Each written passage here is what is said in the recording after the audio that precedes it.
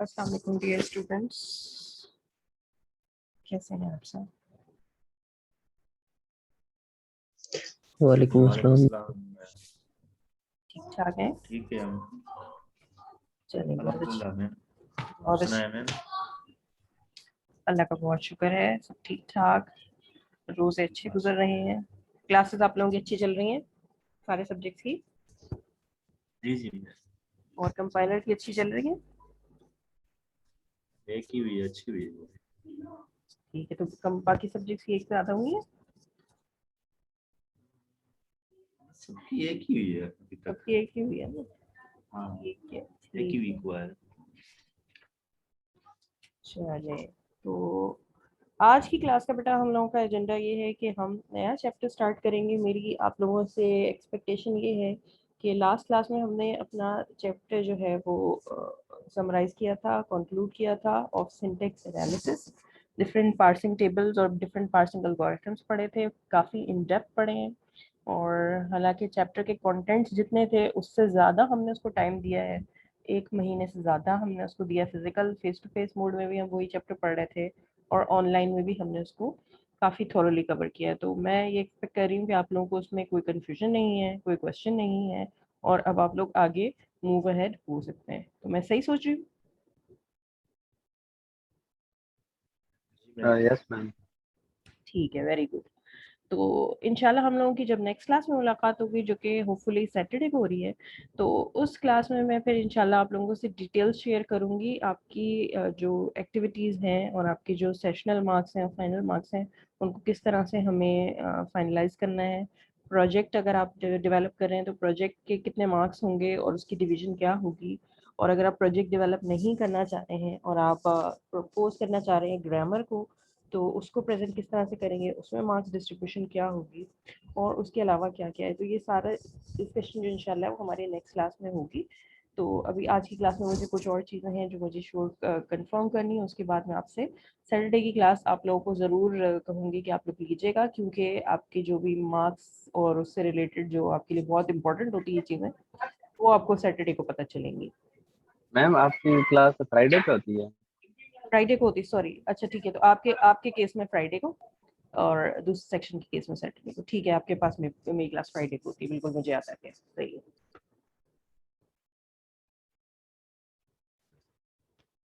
ठीक है जी, तो हम आज की क्लास में नया चैप्टर स्टार्ट करते हैं। आपकी बुक का जो है ये चैप्टर 5 बनता है, lecture 14। I am not sure, ये गलत लिखा हुआ है शायद मैंने, बहरहाल ये बात मुझे श्योर है कि ये हमारे बुक का चैप्टर नंबर 5 है और ये है सिंटेक्स डायरेक्टेड ट्रांसलेशन। ठीक है, अभी तक हम ये कवर कर चुके हैं कि किस तरह से हम सिंटेक्स एनालिसिस करते हैं। और कंपाइलर के फेजेस में सिंटेक्स एनालिसिस के बाद जो नेक्स्ट फेज होता है वो बहुत इंपॉर्टेंट है, उससे रिलेटेड हमारा पूरा चैप्टर है। वो नेक्स्ट फेज है, उसको हम कहते हैं सिमेंटिक एनालिसिस। तो आप लोग अच्छी तरह समझते हैं सिमेंटिक एनालिसिस क्या होता है? यस मैम, लॉजिकल एनालिसिस से बोल सकते हैं, ऐसे होते हैं। लॉजिकल एनालिसिस, ठीक है। अम, आप लोगों ने सिमेंटिक्स कहीं पढ़ी है, या आप मुझे राइट और रॉन्ग सिमेंटिक्स की कोई एग्जांपल दे सकते हैं? एक तो आपके सामने लिखी हुई प्रोग्रामेटिकल सिमेंटिक्स की, लेकिन रियल लाइफ कोई भी एग्जांपल जिससे कि आप सिमेंटिक्स का जो है इशू समझ सकें कि सिमेंटिक्स क्या होती है।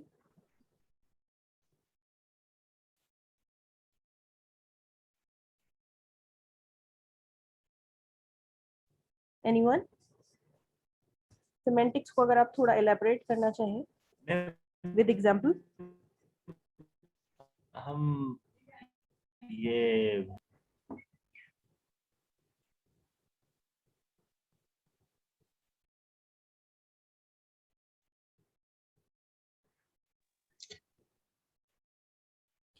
मैम टोकन्स में डिवाइड करते हैं ना। जी बेटा, बिल्कुल, जरा क्लियरली बोलिएगा, मुझे समझ नहीं आई आपकी बात।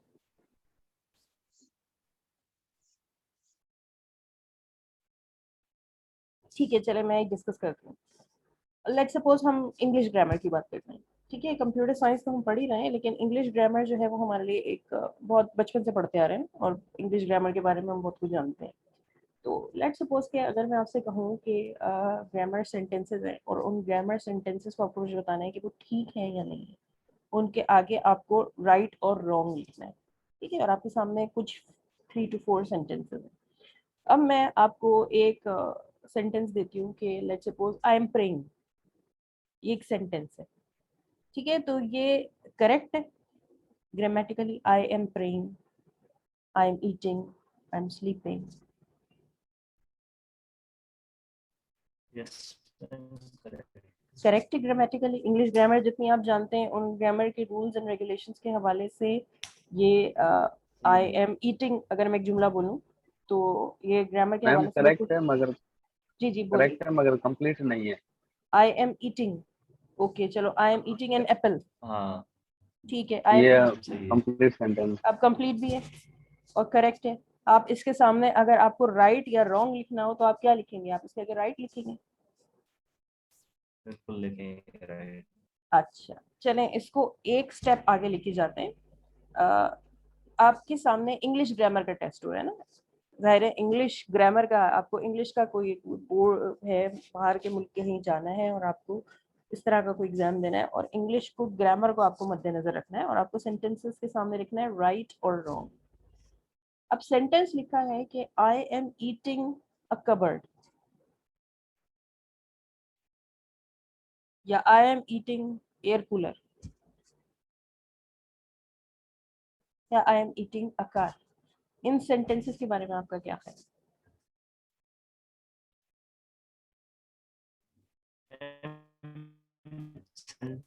मैम सेंटेंस है ये मगर कोई सेंस नहीं बना रहा है। सेंटेंस है? अब आपके पास चॉइस, आपके हाथ में पेपर है, ठीक है, और इन्विजिलेटर है आपके सामने और वो कह रहा है कि बस आपसे सवाल के आगे या तो राइट लिखे या रॉन्ग लिखे। तो अब आपके पास ये एम्बिग्विटी है कि इसको राइट होना चाहिए या रॉन्ग होना चाहिए। आपका डिसीजन क्या होगा इन सेंटेंसेस के हवाले से? एम्बिग्यूटी होगी मैम। एम्बिग्विटी होगी तो आप छोड़ देंगे क्या इस सवाल को? ना राइट लिखेंगे ना नहीं रॉन्ग? छोड़ेंगे तो नहीं। मैं तो राइट ही लिखूंगा अगर ग्रामर की बात करें तो। बिल्कुल सही है ना आपका। अगर आपको एक जवाब ही लिखना होगा और आपको ये बात श्योर है कि ये ग्रामर चेक हो रही है, मेरी लॉजिक लाइक चेक नहीं हो रही, तो डेफिनेटली ये सेंटेंस जो है वो ठीक है, करेक्ट है, सिंटैक्टिकली करेक्ट है, ठीक है। लेकिन ये बात अलग है क्योंकि आप ने दुनिया देखी है, आपको एक्सपीरियंस है दुनिया का ज्यादा, तो आपको ये बात पता है कि ऑल्दो ये ग्रामेटिकली ये सेंटेंस करेक्ट भी हो लेकिन ऐसा कभी हो नहीं सकता, ठीक है। और इसी वजह से बहरहाल चाहे ये हो सकता है या नहीं हो सकता, लेकिन आपके पास अगर कोई चॉइस नहीं है और किसी एग्जाम में आपसे क्वेश्चन पूछा जा रहा है कि ये जवाब सही है या गलत है, तो इवन देन सब कुछ जानते हुए भी आप इसके सामने करेक्ट ही लिखेंगे क्योंकि ये लेक्सिकली करेक्ट है, ठीक है। तो ये तो एक ऐसी रियल वर्ल्ड सिचुएशन है। अब प्रोग्रामेटिकली हम चीजों को देखते हैं, ठीक है। प्रोग्रामेटिकली एक कंपाइलर के सामने बहुत सारी प्रोग्रामिंग इंस्ट्रक्शंस आती हैं जो कि उस प्रोग्राम में लिखना अलाउड होता है, ठीक है। किसी भी लैंग्वेज के अंदर, किसी भी लैंग्वेज के थ्रू आप क्या वर्ड्स लिख सकते हैं और आप क्या स्टेटमेंट्स लिख सकते हैं, वो तमाम स्टेटमेंट्स जो कि उस लैंग्वेज के अंदर टाइप की जा सकती हैं, चाहे वो राइट हो चाहे वो रॉन्ग हो, कंपाइलर के सामने आ सकती हैं। और कंपाइलर के लिए बहुत इजी होता है ये आइडेंटिफाई कर लेना कि अगर ग्रामर का जो आपके ग्रामर के सामने जो स्टेटमेंट आ रही है वो स्टेटमेंट जो है वो पॉसिबल ही ना हो, वो उस लैंग्वेज की ग्रामर के थ्रू लिखी ही ना जा सकती। जैसे फॉर सपोज यहाँ पर एक स्टेटमेंट अगर होती कि इंटीजर, या मैं ऐसे लिख देती इंटीजर ए, फॉर एग्जाम्पल ये सी लैंग्वेज का प्रोग्राम होता या ये जावा का प्रोग्राम होता और मैं लिख देती इंटीजर ए, तो ये क्या एक्सेप्ट करता उसको? ये सही है लेक्सिकली?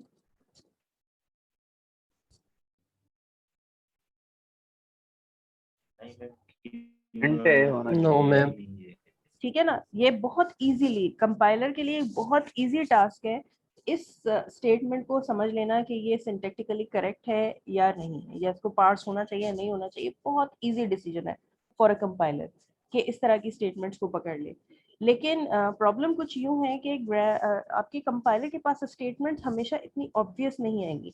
आपके कंपाइलर के पास स्टेटमेंट ऐसी भी आएगी और जब वो इसको देखेगा तो जाहिर है कि वो लेक्सिकल एनालिसिस की बुनियाद पे, टोकन्स की बुनियाद पे और अपनी ग्रामर की बुनियाद पर जब इसको पार्स करने की कोशिश करेगा तो ये स्टेटमेंट कंपाइलर को इनिशियल फेज में बिल्कुल ठीक लगेगी, क्योंकि इंटीजर भी एक रिजर्व वर्ड मौजूद है हमारे पास, वेरिएबल भी मौजूद है हमारे पास, एक ओवरऑल एक प्रोडक्शन भी ऐसी मौजूद होगी कहीं ना कहीं CFG के अंदर, कि जहाँ पर फर्स्ट फेज में डेटा टाइप होगी, सेकंड फिर एक स्पेस हमें मिलेगी, स्पेस के बाद एक वेरिएबल का नाम होगा, फिर इक्वल टू होगा और फिर उस वेरिएबल की वैल्यू होगी।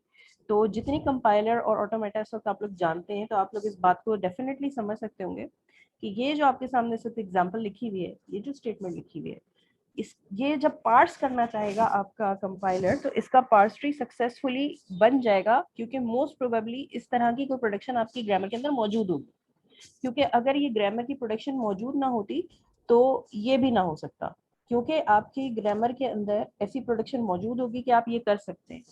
ठीक है, अगर कोई यूजर लिखना चाहेगा कि integer a is equal to 7 या 6, तो वो पॉसिबली हो जाएगा। तो ये किस तरह से परफॉर्म होगा, ये इसी तरह से परफॉर्म होगा कि आपके ग्रामर के अंदर, CFG के अंदर बेसिकली इस तरह की कोई स्टेटमेंट मौजूद होगी, इस तरह की कोई प्रोडक्शन मौजूद होगी।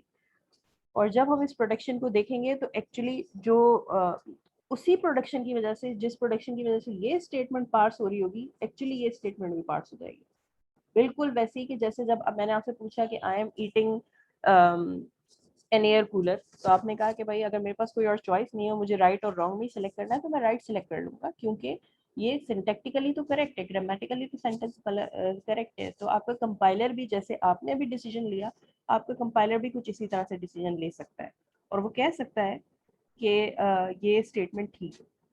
लेकिन फिर क्या होगा जब कंपाइलर उसको पार्ट सक्सेसफुल कर देगा, तो रन टाइम पर क्या होगा, रन टाइम पर एरर आएगा डेफिनेटली।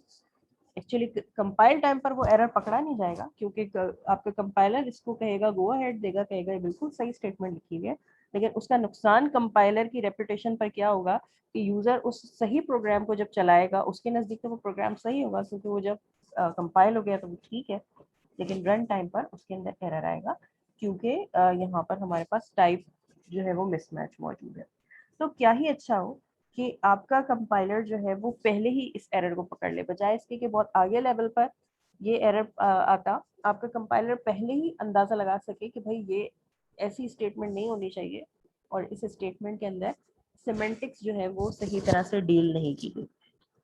तो आई होप मैं आपको सिमेंटिक्स का मतलब और सिमेंटिक्स का चैलेंज क्लियर कर पाई हूँ। मतलब तो आप लोगों को ऑलरेडी पता है, लेकिन सिमेंटिक कंपाइलर के लिए कितनी चैलेंजिंग जॉब है, क्योंकि अक्सर सिमेंटिकली चीजें जो है वो इनकरेक्ट होती हैं, लेकिन सिंटैक्टिकली वो राइट हो सकती हैं। तो उनको उनकी जजमेंट में गलती बहुत ज्यादा हो सकती है, और हमें हमारे कंपाइलर को, हमारी लॉजिक को बहुत ज्यादा साउंड और स्ट्रांग होने की जरूरत है टू आइडेंटिफाई कि if there is any semantic error. ठीक है, और इवन सिंटेक्स एनालिसिस से कहीं ज्यादा चैलेंजिंग हमारी जॉब है, जो जिसको हम कहते हैं सिमेंटिक एनालिसिस। ठीक है, जरा बुक के वर्ड्स पढ़ते हैं। बुक हमारी ये कहती है कि semantics of a language provide meanings to its constructs. ठीक है, जो भी कंस्ट्रक्ट्स उनके अंदर अवेलेबल है, उनकी मीनिंग को आइडेंटिफाई करता है semantics, like token and syntax structure. Semantics help to interpret symbols, their types, their relationship with each other. Semantic analysis judges whether syntax structure constructed in a source program drives any meaning or not. ठीक है, यही काम जो कि आप अभी कह रहे थे कि बहुत सारे सेंटेंसेस ऐसे हैं कि वो सिंटेक्स के हिसाब से, ग्रामर के हिसाब से शायद करेक्ट हो सकते हैं, लेकिन उनकी कोई मीनिंग बनती ही नहीं है, उनसे हम कोई आइडिया ले ही नहीं सकते, उनसे हम कोई कंक्लूजन नहीं निकाल सकते। सेम ऐसे प्रोग्रामिंग कंस्ट्रक्ट्स के अंदर भी हो सकता है, प्रोग्रामिंग लॉजिक्स के अंदर भी हो सकता है कि हमारे पास ऐसी स्टेटमेंट्स हो कि जिन स्टेटमेंट्स को एक्चुअली सिंटेक्स तो सही कह रहा हो, लेकिन उनकी कोई मीनिंग ना निकलती हो, और उनसे हम किसी नतीजे पर ना पहुंच सकते हो। तो ऐसे प्रॉब्लम्स को पहले से आइडेंटिफाई कर लेने को हम कहेंगे सिमेंटिक एनालिसिस। ठीक है, तो अब सिमेंटिक एनालिसिस किया कैसे जाएगा, प्रॉब्लम आई होप क्लियर है आप सबको। अगर प्रॉब्लम क्लियर है तो अब इस प्रॉब्लम का सॉल्यूशन क्या होगा। इस प्रॉब्लम का सॉल्यूशन है वही जो हमारे चैप्टर का नाम है, सिंटेक्स डायरेक्टेड ट्रांसलेशन। ठीक है, और इसके अंदर सिंटेक्स डायरेक्टेड डेफिनेशन का इस्तेमाल करेंगे, SDD भी हम इस चीज को कहते हैं। ठीक है, अभी तक CFG हम पढ़ते आ रहे हैं, और जब मैं CFG बोलती हूँ तो आप बहुत अच्छी तरह से इसको पहचान लेते हैं कि मैं किस चीज की बात कर रही हूँ जो CFG है। तो इसी तरह हमारे पास इस चैप्टर में एक नई टर्म आएगी जिसको हम कहेंगे बेसिकली क्या, SDD। SDD का मतलब है सिंटेक्स डायरेक्टेड ट्रांसलेशन या सिंटेक्स डायरेक्टेड डेफिनेशन, और ये एक ऐसी डिस्क्रिप्शन होगी कि जिसके थ्रू हम चीज़ों की सिमेंटिक्स को पहले से एनालाइज कर पाएंगे। ठीक है, तो जब भी आप कोई ग्रामर लिखेंगे, जब भी आप कोई किसी लैंग्वेज को प्रपोज करेंगे, तो ना सिर्फ ये कि आप उसकी CFG लिखते हैं, बल्कि आप साथ में उसकी सिंटेक्स डायरेक्टेड डेफिनेशन भी लिखते हैं, जो कि क्या करती है, CFG को और ज़्यादा क्लियर कर देती है। ठीक है, इसका एक्चुअली मतलब क्या है सिंटेक्स डायरेक्टेड डेफिनेशन का? सिंटेक्स डायरेक्टेड डेफिनेशन का मतलब ये है कि आपकी ऑलरेडी CFG हो, लेकिन उस CFG के साथ कुछ सिमेंटिक रूल्स को जोड़ दिया जाए, क्योंकि CFG के साथ अगर सिमेंटिक रूल नहीं होंगे तो फिर हर बार सिमेंटिक एरर का खतरा है। तो सिमेंटिक एरर को खत्म करने के लिए हम CFG को एक स्टेप आके लेके जाएंगे, थोड़ा सा एडवांस करेंगे, उसके अंदर एक रैपर चढ़ाएंगे, और रैपर क्या है, सिमेंटिक रूल्स का। तो कोई नई चीज नहीं है, अगर आप समझे कि हम ये कोई नया टॉपिक कवर करने जा रहे हैं जो कि पहले कभी हमने नहीं पढ़ा या जिसके बारे में हमें कोई बैकग्राउंड नॉलेज नहीं, तो ऐसा नहीं, क्योंकि बैकग्राउंड नॉलेज जिसमें रिक्वायर्ड है वो CFG की ही रिक्वायर्ड है, CFG और पार्सिंग की ही रिक्वायर्ड है। CFG आपको बहुत इन डेप्थ आती है, थॉरली आती है, और पार्सिंग के बारे में आप मुझसे भी ज्यादा एक्सपर्ट हो चुके हैं। तो अब हमें क्या करना है, उस CFG और पार्सिंग को ही यूटिलाइज करना है for creating our syntax directed definition. ठीक है, और आसान अल्फाज में आगे हम इसकी डेफिनेशन देखते हैं, मगर आसान अल्फाज में CFG के साथ सिमेंटिक रूल को जोड़ देने को हम कहते हैं सिंटेक्स डायरेक्टेड डेफिनेशन। ठीक है, होगा कैसे, आगे चलते हैं। और डेफिनेशन क्या है? बेटा आपकी आवाज बहुत ज्यादा कट रही है। मैम या तो ट्रांसलेशन और डेफिनेशन सिंपल यही फर्क है कि जो ट्रांसलेशन है वो उसका स्टेप है, प्रोसेस है। जैसे मैं कहूँ ना, सिंटेक्स एनालाइजर और सिंटेक्स एनालिसिस में क्या फर्क है? तो सिंटेक्स एनालिसिस प्रोसेस है, और सिंटेक्स एनालाइजर वो पीस ऑफ कोड है जो कि सिंटेक्स को एनालिसिस करता है। इसी तरह सिंटेक्स डायरेक्टेड डेफिनेशन एक पीस ऑफ स्टेटमेंट्स है, ये आप लिखेंगे जैसे CFG लिखते थे, उसी तरह आप सिंटेक्स डायरेक्टेड डेफिनेशन लिखेंगे। ये जो लिखी है, ये क्या लिखी है, ये सिंटेक्स डायरेक्टेड डेफिनेशन है। इस पर्टिकुलर पीस ऑफ कोड कह लें, पीस ऑफ स्टेटमेंट्स कह लें, ये जो कुछ भी हमने लिखा है डिस्क्रिप्शन, इस डिस्क्रिप्शन को हम कहते हैं सिंटेक्स डायरेक्टेड डेफिनेशन। लेकिन अगर हमने सिंटेक्स डायरेक्टेड डेफिनेशन लिखी है और उस सिंटेक्स डायरेक्टेड डेफिनेशन के थ्रू सिमेंटिक एनालिसिस करें, इस प्रोसेस को हम कहते हैं सिंटेक्स डायरेक्टेड ट्रांसलेशन। तो ओवरऑल इस चैप्टर के अंदर हम ये पूरा प्रोसेस पढ़ रहे हैं, इस प्रोसेस का नाम है सिंटेक्स डायरेक्टेड ट्रांसलेशन। मगर सिंटेक्स डायरेक्टेड ट्रांसलेशन होती किसके थ्रू है? वो सिंटेक्स डायरेक्टेड डेफिनेशन को यूज करती है। सिंटेक्स डायरेक्टेड डेफिनेशन जो है वो एक एग्जैक्टली एक टूल है, या एक पीस ऑफ सॉफ्टवेयर कह लें, या एक डिस्क्रिप्शन कह लें, एक डॉक्यूमेंट कह लें, जिसके अंदर हम रूल्स लिखते हैं, और उस रूल्स को यूटिलाइज करके जब हम प्रोसेस करते हैं, उस प्रोसेस का नाम है syntax directed translation.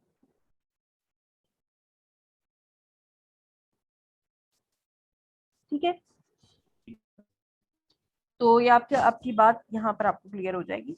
Syntax directed translation, syntax directed translation का मतलब क्या है? Translation of languages guided by context free grammar. इतना तो आप पहले भी अभी तक भी यही समझ रहे हैं कि जाहिर है हम जितनी भी ट्रांसलेशन कर रहे हैं वो एक्चुअली कॉन्टेक्स्ट फ्री ग्रामर के साथ ही गाइडेड होती है।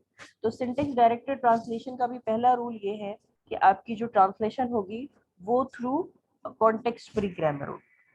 ठीक है, अच्छा, ये भी एक मजे की बात है, आप लोगों ने अभी तक, क्योंकि मैंने आपसे एक दो असाइनमेंट्स बनवाई हैं लेक्सिकल एनालिसिस की, और थोड़ा बहुत अगर आपने कुछ भी इम्प्लीमेंटेशन अभी तक कंपाइलर के पॉइंट ऑफ व्यू से की है, तो आपने ये नोट किया होगा कि अभी तक जो आपने छोटी छोटी एप्लीकेशन बनाई है, आपने एक्सप्लिसिटली बाकायदा कहीं पर CFG को लिखकर यूज नहीं किया। इम्प्लिसिटली पीछे कहीं बैक ऑफ माइंड में आपकी अगर CFG चल रही हो तो चल रही हो, लेकिन आपने एक्चुअली उस CFG को शायद अपना एप्लीकेशन बनाते हुए लिखा नहीं, और उसको इतना ज्यादा फॉलो नहीं किया। ऐसा है जो हाँ आपको, मैम।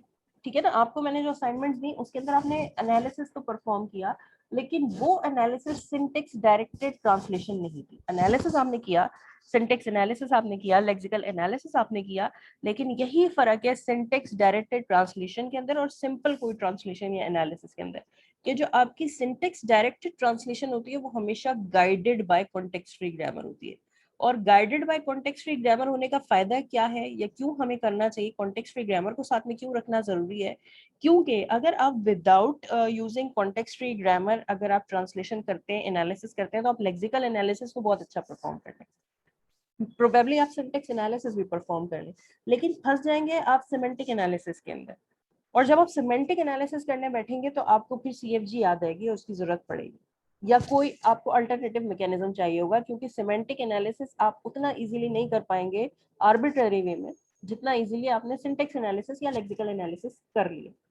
ठीक है, तो यही ये चैप्टर्स आपको सेकंड चैप्टर भी जब हमने पढ़ा, थर्ड चैप्टर लेक्सिकल एनालिसिस और सिंटेक्स डायरेक्टेड डेफिनेशन और सिंटेक्स डायरेक्टेड ट्रांसलेशन, ये सारे चैप्टर्स पढ़ाने का आपको मकसद ये है कि आपको समझ में आए कि कॉन्टेक्स्ट फ्री ग्रामर का रोल बहुत इंपॉर्टेंट है, ऑल्दो कि हम उसको इग्नोर कर रहे हैं, लेकिन उसका रोल बहुत इंपॉर्टेंट है और स्पेसिफिकली सिमेंटिक एनालिसिस के लिए वो बेस बनती है। अगर आप उससे पहले कॉन्टेक्स्ट फ्री ग्रामर को डिस्कार्ड करते आए थे तो आपको इस सारा जो हेक्टिक जॉब है वो आपको 5th लेवल पर आकर करना पड़ेगा, सिमेंटिक एनालिसिस के अंदर आकर करना पड़ेगा। ठीक है, तो अगर आपने ऑलरेडी पहले ही पार्ट्स ट्री आपके पास अवेलेबल है और आपके पास कॉन्टेक्स्ट फ्री ग्रामर अवेलेबल है और आपने through context free grammar parsing की है, तो आपके लिए सिंटेक्स डायरेक्टेड ट्रांसलेशन जो है और सिमेंटिक एनालिसिस ज्यादा आसान है। ठीक है, क्योंकि we associate information with language constructs by attaching attributes to the grammar symbol. यहाँ पर हम क्या कहेंगे कि हम कुछ एट्रीब्यूट्स हर ग्रामर सिंबल के साथ, ग्रामर सिंबल्स तो अभी तक हमने यूज किए, हमने बहुत सारे नॉन टर्मिनल्स देखे, कभी हमने ई देखा, कभी हमने एस देखा, कभी हमने वी देखा, नॉन टर्मिनल हमें पता है क्या होता है, लेकिन अभी तक हमने खाली नॉन टर्मिनल को देखा। अब सिंटेक्स डायरेक्टेड ट्रांसलेशन के अंदर या सिंटेक्स डायरेक्टेड डेफिनेशन के अंदर हम क्या कर रहे होंगे, हम एक्चुअली अपने ग्रामर सिंबल्स के साथ एट्रीब्यूट्स को एसोसिएट कर रहे होंगे और हर एट्रीब्यूट उसकी मीनिंग बता रहा होगा सिंबल। ठीक है, इस एट्रीब्यूट को अटैच कर देने का CFG को, उसको हम कहते हैं सिंटेक्स डायरेक्टेड ट्रांसलेशन। और जब हम एट्रीब्यूट अटैच करके ग्रामर लिखते हैं तो उसको हम एट्रीब्यूट ग्रामर भी कह सकते हैं। एक नॉर्मल ग्रामर जो अभी तक आप लिखते आ रहे हैं वो सिंपल ग्रामर है, CFG है, कॉन्टेक्स्ट फ्री ग्रामर है। लेकिन अगर आपने कॉन्टेक्स्ट फ्री ग्रामर लिखी है और उसके हर सिंबल के साथ आपने उसकी मीनिंग एसोसिएट की है, तो इसका मतलब आपने कौन सी ग्रामर लिखी है, अब आपने एट्रीब्यूट ग्रामर लिखी या सिंटेक्स डायरेक्टेड डेफिनेशन लिखी। तो अभी किया कैसे जाता है, अपने ग्रामर सिंबल्स के साथ हम उनकी मीनिंग कैसे एसोसिएट करते हैं, थोड़ा बहुत हमने पास्ट चैप्टर्स में देखा, लेकिन उसको इतना हाईलाइट नहीं किया था। ये हमने देखा था कि हमने एक प्रोडक्शन लिखी, ई प्रोड्यूसेस ई प्लस टी, और साथ में हमने एक प्रिंट की इंस्ट्रक्शन लिखी थी। हमने कोई थर्ड या फोर्थ चैप्टर में ये हमने स्टेटमेंट देखी है, और इससे हमने सेकंड चैप्टर में या थर्ड चैप्टर में ये भी देखा कि अगर ई प्रोड्यूसेस ई प्लस टी है तो हमने एक कोड का एट्रीब्यूट लिया था और हमने कहा कि E dot code is equal to E1 dot code और T डॉट कोड और प्लस। ये याद है आप लोगों को? ये हम पहले देख चुके हैं, आपको फर्स्ट टाइम देखी हुई चीजें लग रही हैं?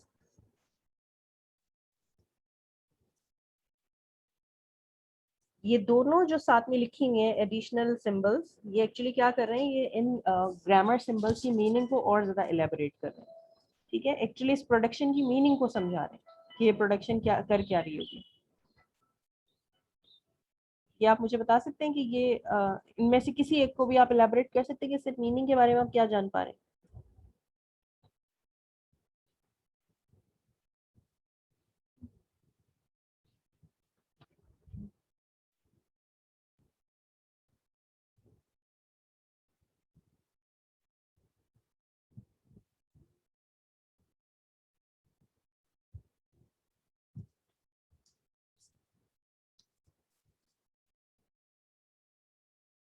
ये जो हमारे सामने इस वक्त प्रोडक्शन लिखी है, एक्चुअली CFG की प्रोडक्शन लिखी हुई है, और इसमें जाहिर है कि हमारे पास वेरिएबल्स या नॉन टर्मिनल्स कौन से हैं, E और T हैं। लेकिन यहाँ कोड क्या कर रहा है, कोड हमने एक एट्रीब्यूट लिया है जो कि हमने E के साथ भी अटैच किया है, T के साथ भी अटैच किया है। ये कोड बेसिकली क्या है, ये कोड है एक एट्रीब्यूट। ठीक है, जो कि इस E और T की मीनिंग को क्लियर करेगा। आगे एग्जांपल आएगी तो आपको उसकी मीनिंग का डिटेल और ज्यादा क्लियर हो जाएगी। लेकिन फिलहाल जो अगर इन दोनों में आप डिफरेंस देखें प्रोडक्शन और सिमेंटिक रूल के अंदर, तो ये सिंपल CFG लिखी है, ये इसकी प्रोडक्शन लिखी है, लेकिन ये इसके सिमेंटिक रूल्स है जहां पर हमने ग्रामर सिंबल्स को ही रिपीट किया हुआ है, लेकिन हर ग्रामर सिंबल के साथ उसकी मीनिंग एसोसिएट की हुई है। और एक्चुअली मतलब क्या है कि हमने CFG लिखी क्यों थी, ये हमने पोस्ट फिक्स में कन्वर्ट करने के लिए लिखी थी।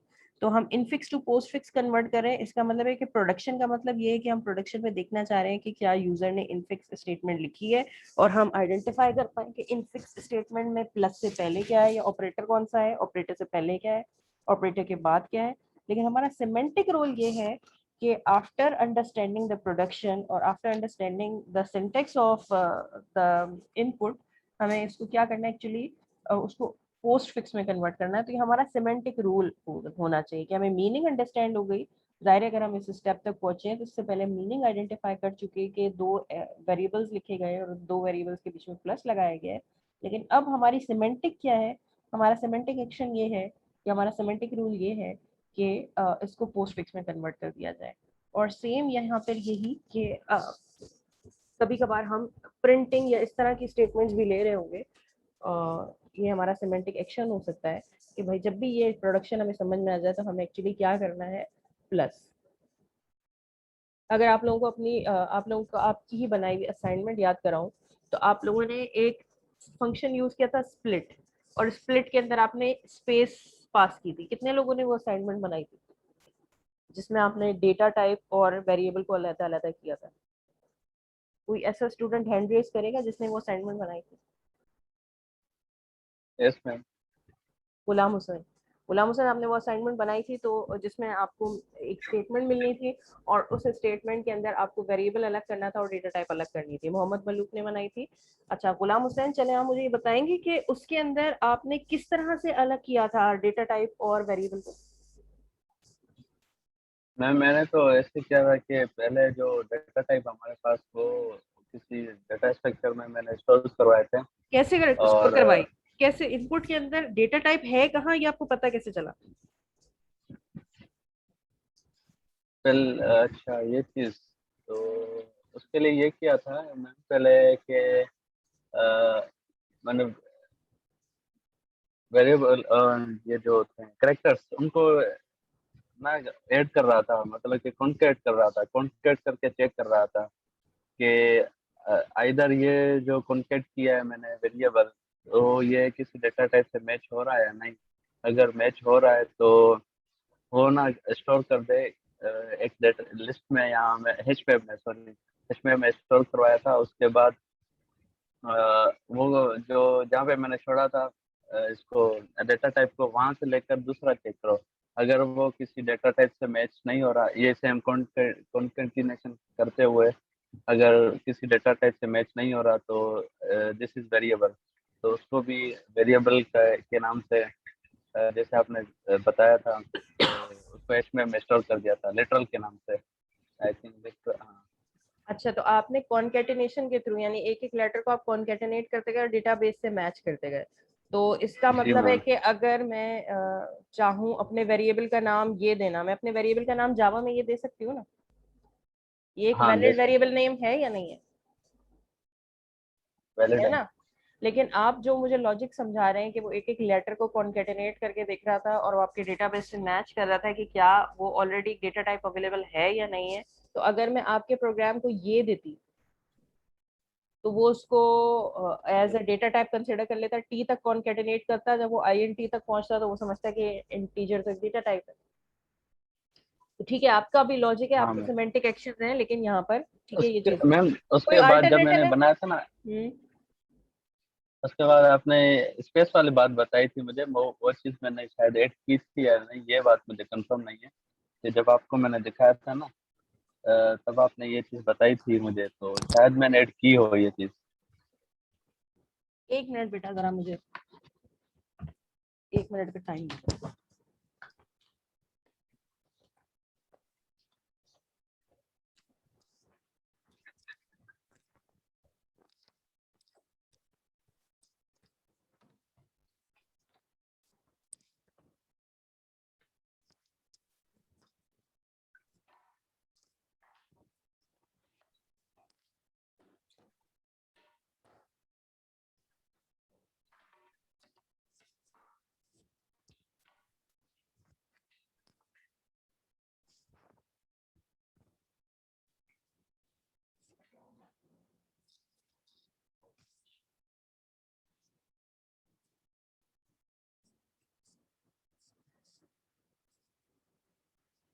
ठीक है, ज्यादातर बच्चों ने ये लॉजिक लगाई थी।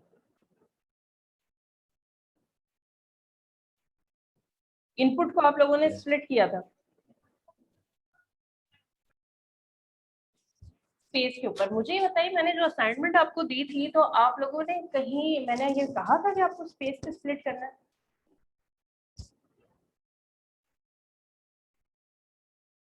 मैंने तो कहीं भी नहीं कहा था। मैंने आपसे कहा था कि मैं आपको एक स्टेटमेंट दूंगी और उस स्टेटमेंट के अंदर एक वेरिएबल नेम होगा और एक डेटा टाइप होगी, और आपको आइडेंटिफाई करके बता देना है कि वेरिएबल नेम कौन सा है और डेटा टाइप कौन सी है। उसमें मैंने आपसे स्पेस पे स्प्लिट करने की बात तो कभी कही ही नहीं, मगर बहुत सारे बच्चों ने ये लॉजिक लगाया। किसने बताया हमको कि स्प्लिट करना है?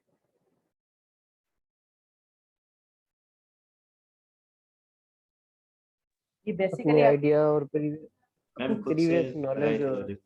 एग्जैक्टली तो आप जब भी कोई आपके सामने प्रॉब्लम होती है, जब भी आपके पास कोई टाइप ऑफ इनपुट होता है, उस इनपुट के साथ आपके जहन में उसकी सिमेंटिक्स पहले आ जाती है कि ये जो जो काम हम कर रहे होंगे उसकी सिमेंटिक्स क्या होगी। ठीक है, तो अगर मैं इसको यूं लिखूं, लेट सपोज कि भाई यूजर का इनपुट किस तरह का आ सकता है? यूजर का इनपुट आ सकता था इस सिचुएशन में। ठीक है, यूजर के इनपुट के अंदर क्या होना चाहिए था? यूजर के इनपुट के अंदर पहले एक डेटा टाइप होनी थी,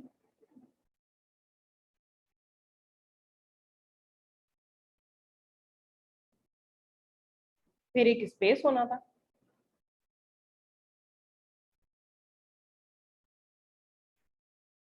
और फिर उसका वेरिएबल नेम होना था।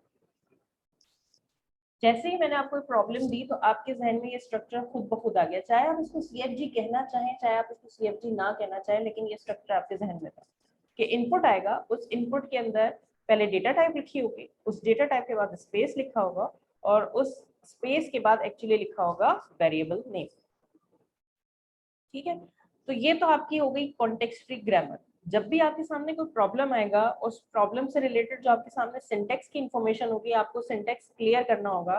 तो क्लियर सेंस, क्योंकि आपने फर्स्ट टाइम पर ही बहुत सारे बच्चों ने क्या किया हुआ था, ये भी आपने एक्टिविटी की थी कि अगर मैं वहां पर गलत इनपुट देती हूँ, मैं वहां पर सेमी कॉलन नहीं लगाती, या मैं वहां पर कोई यहाँ पर चले मैं सेमी कॉलन भी कर देती हूँ। ठीक है, कि अगला यहाँ पर खत्म का होना चाहिए था कि सेमी कॉलन होना चाहिए। ठीक है, तो आप लोगों ने बहुत सारे बच्चों ने ये भी लॉजिक लगाई थी कि अगर मैं गलत उस पर स्टेटमेंट दूंगी तो वो पहले ही उसको आइडेंटिफाई कर लेंगे कि स्टेटमेंट गलत है। तो ये आपने कैसे आइडेंटिफाई किया? डेफिनेटली कहीं ना कहीं इम्प्लिसिटली आपके जहन के अंदर ये स्ट्रक्चर मौजूद था, जो आपने चाहे ग्रामर की सूरत में लिखा, सीएफजी सूरत में लिखा या नहीं लिखा, लेकिन आपके जहन में ये एक प्रोडक्शन रूल था कि भाई जो इनपुट आएगा वो इनपुट का सही जो है इस तरह से होना चाहिए, सही सीक्वेंस ये होना चाहिए, और टोकन की सीक्वेंस हमारे पास इस तरह होनी चाहिए। तो अब आखिरी मसला रह गया था कि टोकन को आइडेंटिफाई करना है, कि टोकन को किस तरह से आइडेंटिफाई किया जाएगा। तो सब एक तो चीज आपने ये आइडेंटिफाई की थी कि उसके अंदर डिटेक्ट किया था आपने सेमीकोलन, ऐसा है?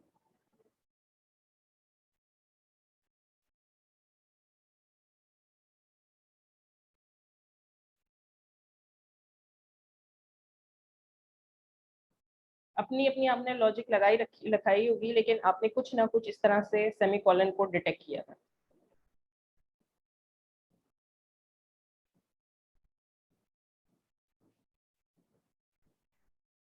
इस सेमीकोलन को आपने इसलिए डिटेक्ट किया था ताकि आइडेंटिफाई किया जा सके कि यूजर ने इनपुट जो है वो वैलिड दिया है या नहीं, उसमें सेमीकोलन उसने लगाया है या नहीं। और दूसरी चीज आपने ये किया था कि आपने स्पेस पे इसको स्प्लिट किया था, ऐसा है कि नहीं?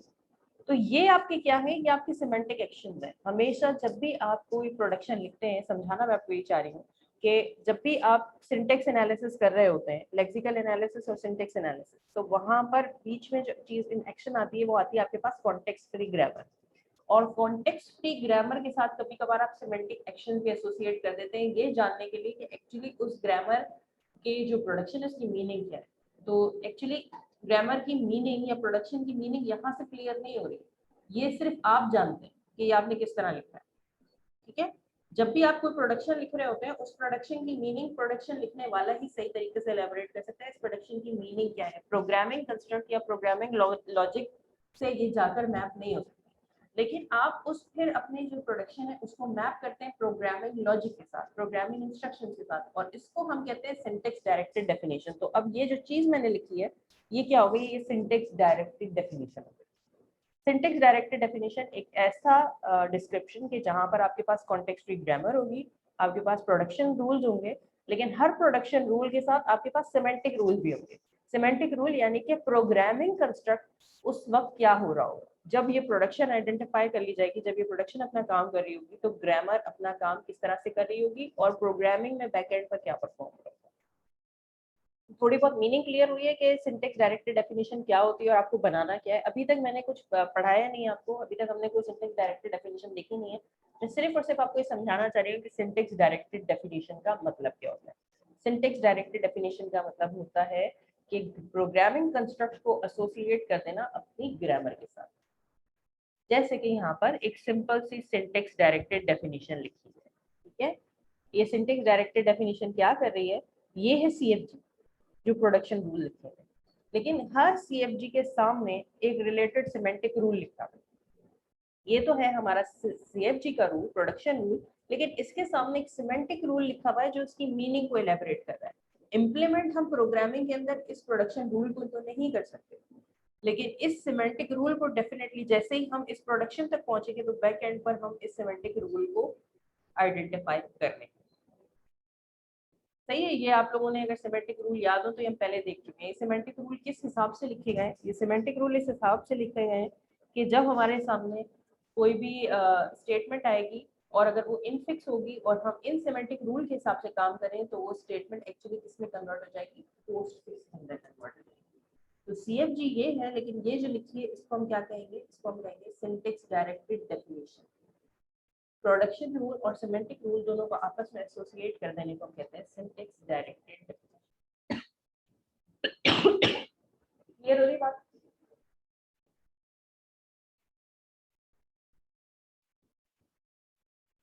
Yes ma'am. Syntax directed definition लिखने के दो तरीके होते हैं, ठीक है। एक तो सिंटेक्स डायरेक्टेड डेफिनेशन ये लिखी है जहां पर हर प्रोडक्शन रूल के सामने उसका सिमेंटिक रूल होता है, लेकिन हमारे पास एक और तरह की सिंटेक्स डायरेक्टेड ट्रांसलेशन भी होती है जिसको हम कहते हैं synthesized syntax directed translation. Synthesized syntax directed translation कैसे होती है कि आप जहां पर आपको वो एक्शन लेना है, जो भी programming construct, actually programming construct को प्रोडक्शन के अंदर ही लिख देते हैं और उस जगह लिख देते हैं जहां पर आपको वो एक्शन परफॉर्म करवाना होता है, ठीक है। जैसे कि ये प्रोडक्शन अगर मैं ये हटा दूं, ये प्रिंट आपके सामने ना लिखा हो तो आप इस प्रोडक्शन को इजीली पहचानते हैं, रेस्ट प्रोड्यूसेस प्लस टर्म और रेस्ट। एक सिंपल प्रोडक्शन है, लेकिन मैंने इस प्रोडक्शन के बीच में एक नई वैल्यू इंसर्ट कर दी और ये वैल्यू क्या है, ये एक प्रोग्रामिंग एक्शन है। और ये प्रोग्रामिंग एक्शन मैंने क्यों एसोसिएट किया, इसलिए कि जब भी मुझे कोई इनफिक्स एक्सप्रेशन मिलेगी तो इस एक्शन की वजह से वो पोस्टफिक्स में कन्वर्ट हो पाएगी।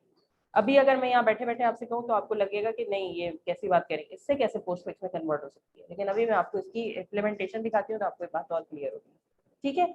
लेकिन बहरहाल इस तरीके से सिमेंटिक एक्शन को लिखने का फायदा क्या होता है कि आप सीएफजी रूल को, प्रोडक्शन रूल को इस तरह लिख सकते हैं, और जब आप पार्स कर रहे हो, पार्स ट्री बनाते वक्त आप वैसे तो 3 ब्रांचेस बनाते ही थे कि रेस्ट के साथ 3 ब्रांचेस तो एसोसिएट होती है, एक ब्रांच पे प्लस आ जाता है, एक ब्रांच पे टर्म आ जाता है और दूसरे पे रेस्ट आ जाता है, लेकिन आप एक 4th ब्रांच भी बनाते हैं और वो 4th ब्रांच बेसिकली क्या कर रही होती है, जिस पर्टिकुलर जगह पर आप एक्शन परफॉर्म कर रहे हैं वो भी आपके पार्स ट्री के अंदर ही आ जाता है, ठीक है।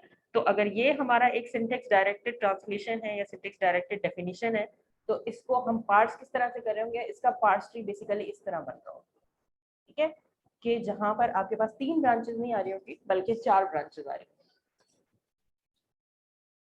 एक एग्जांपल से इसको देखने की कोशिश करते हैं, ठीक है। लेट्स सपोज कि ये मेरे पास सिंटेक्स डायरेक्टेड ट्रांसलेशन है,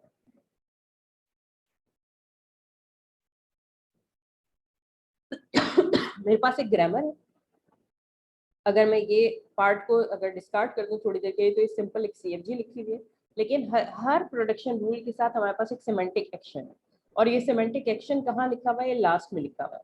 तो अब हमें पार्स करते हुए क्या ख्याल रखना है कि पार्स करते हुए एक ब्रांच पर हमें इसको भी रखना होगा और वो ब्रांच का होगी जो हमारी राइट मोस्ट ब्रांच होगी, उसके ऊपर हम ये सिमेंटिक एक्शन लिखेंगे, ठीक है। और अगर हम इसको मानते जाएंगे, इस तरह से पार्स ट्री बनाते जाएंगे, तो अल्टीमेटली हम पहुंच जाएंगे जो भी हमारा ऑब्जेक्टिव है। ठीक है, चले हम इसको थोड़ा सा आपके लिए यहाँ करते हैं।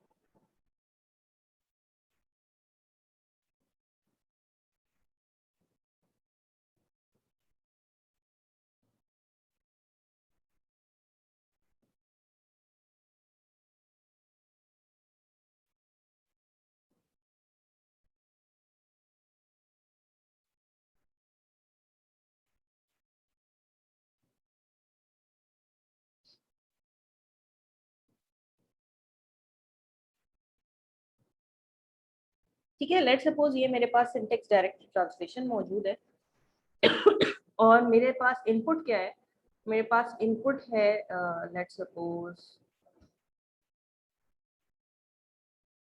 2 + 1।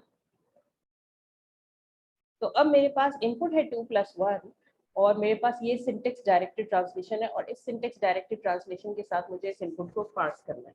तो जाहिर है पार्सिंग में कहाँ से शुरू करूंगी, हमेशा पार्सिंग शुरू होगी, कहाँ से शुरू होगी, स्टार्टिंग वेरिएबल, जो भी आपका स्टार्ट वेरिएबल होता है। तो यहाँ पर मेरा स्टार्ट वेरिएबल है एक्सप्रेशन, तो मैं एक्सप्रेशन से ही स्टार्ट करूंगी।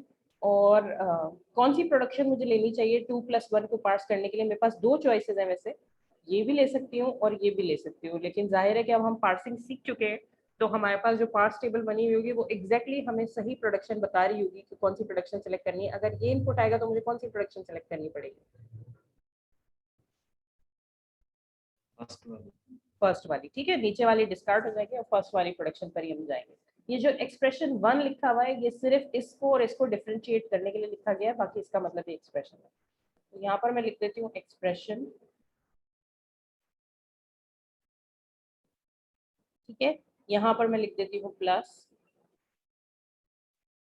ठीक है, यहाँ पर मैं लिख देती हूँ टर्म।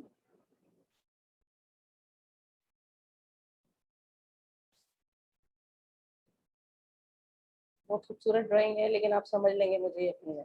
ठीक है, और आखिरी हमारे पास क्या है, एक और ब्रांच होगी और उस ब्रांच पे क्या लिखा होगा, उस ब्रांच पे लिखा होगा प्रिंट प्लस। ठीक है, मैं पी प्लस लिख देती हूँ ताकि आप समझ जाए कि प्रिंट प्लस ही लिखा हुआ है। तो मेरे पास एक फोर्थ ब्रांच होगी जिस पे लिखा होगा प्रिंट प्लस। आगे मैं इनपुट को फर्दर कैसे पार्स कर सकती हूँ, अब मैं एक्सप्रेशन से क्या जनरेट करवा सकती हूँ, मैं एक्सप्रेशन से जनरेट करवा सकती हूँ टर्म। जब मैं एक्सप्रेशन से टर्म जनरेट करवा रही हूँ तो क्या मेरे पास कोई सिमेंटिक एक्शन मौजूद है, नहीं जी, मेरे पास कोई यहाँ पर सिमेंटिक एक्शन मौजूद नहीं है। तो यहाँ पर मैं सिर्फ एक ही ब्रांच मेरे लिए काफी है। ठीक है, और फिर मैं कह रही हूँ टर्म प्रोड्यूसेस, दायरे के मैं 2 को पहले पार्स कर रही हूँ तो टर्म से मैं प्रोड्यूस करूंगी 2। तो यहाँ पर जो बीच में डॉट डॉट के अंदर एक प्रोडक्शन होगी जो क्या कह रही होगी कि टर्म प्रोड्यूसेस 2, एक प्रोडक्शन सिंबल होगा यहाँ पे कहीं मेरे पास बीच में जहाँ पर लिखा होगा टर्म प्रोड्यूसेस 2 और उसके साथ सिमेंटिक एक्शन क्या लिखा होगा, उसके साथ सिमेंटिक एक्शन लिखा होगा प्रिंट 2। तो यहाँ पर दो ब्रांचेस आ गई और उन दो ब्रांचेस में एक पे लिखा है 2 और एक पे लिखा हुआ है प्रिंट 2। यही सेम कहानी यहाँ पर भी होगी। यहाँ पर क्या होगा, यहाँ पर लिखा होगा टर्म प्रोड्यूसेस 1, ये वाली प्रोडक्शन हिट होगी। ठीक है, और दो ब्रांचेस आएंगे मेरे पास, एक ब्रांच पर लिखा होगा 1 जबकि दूसरी ब्रांच के ऊपर क्या लिखा होगा प्रिंट 1।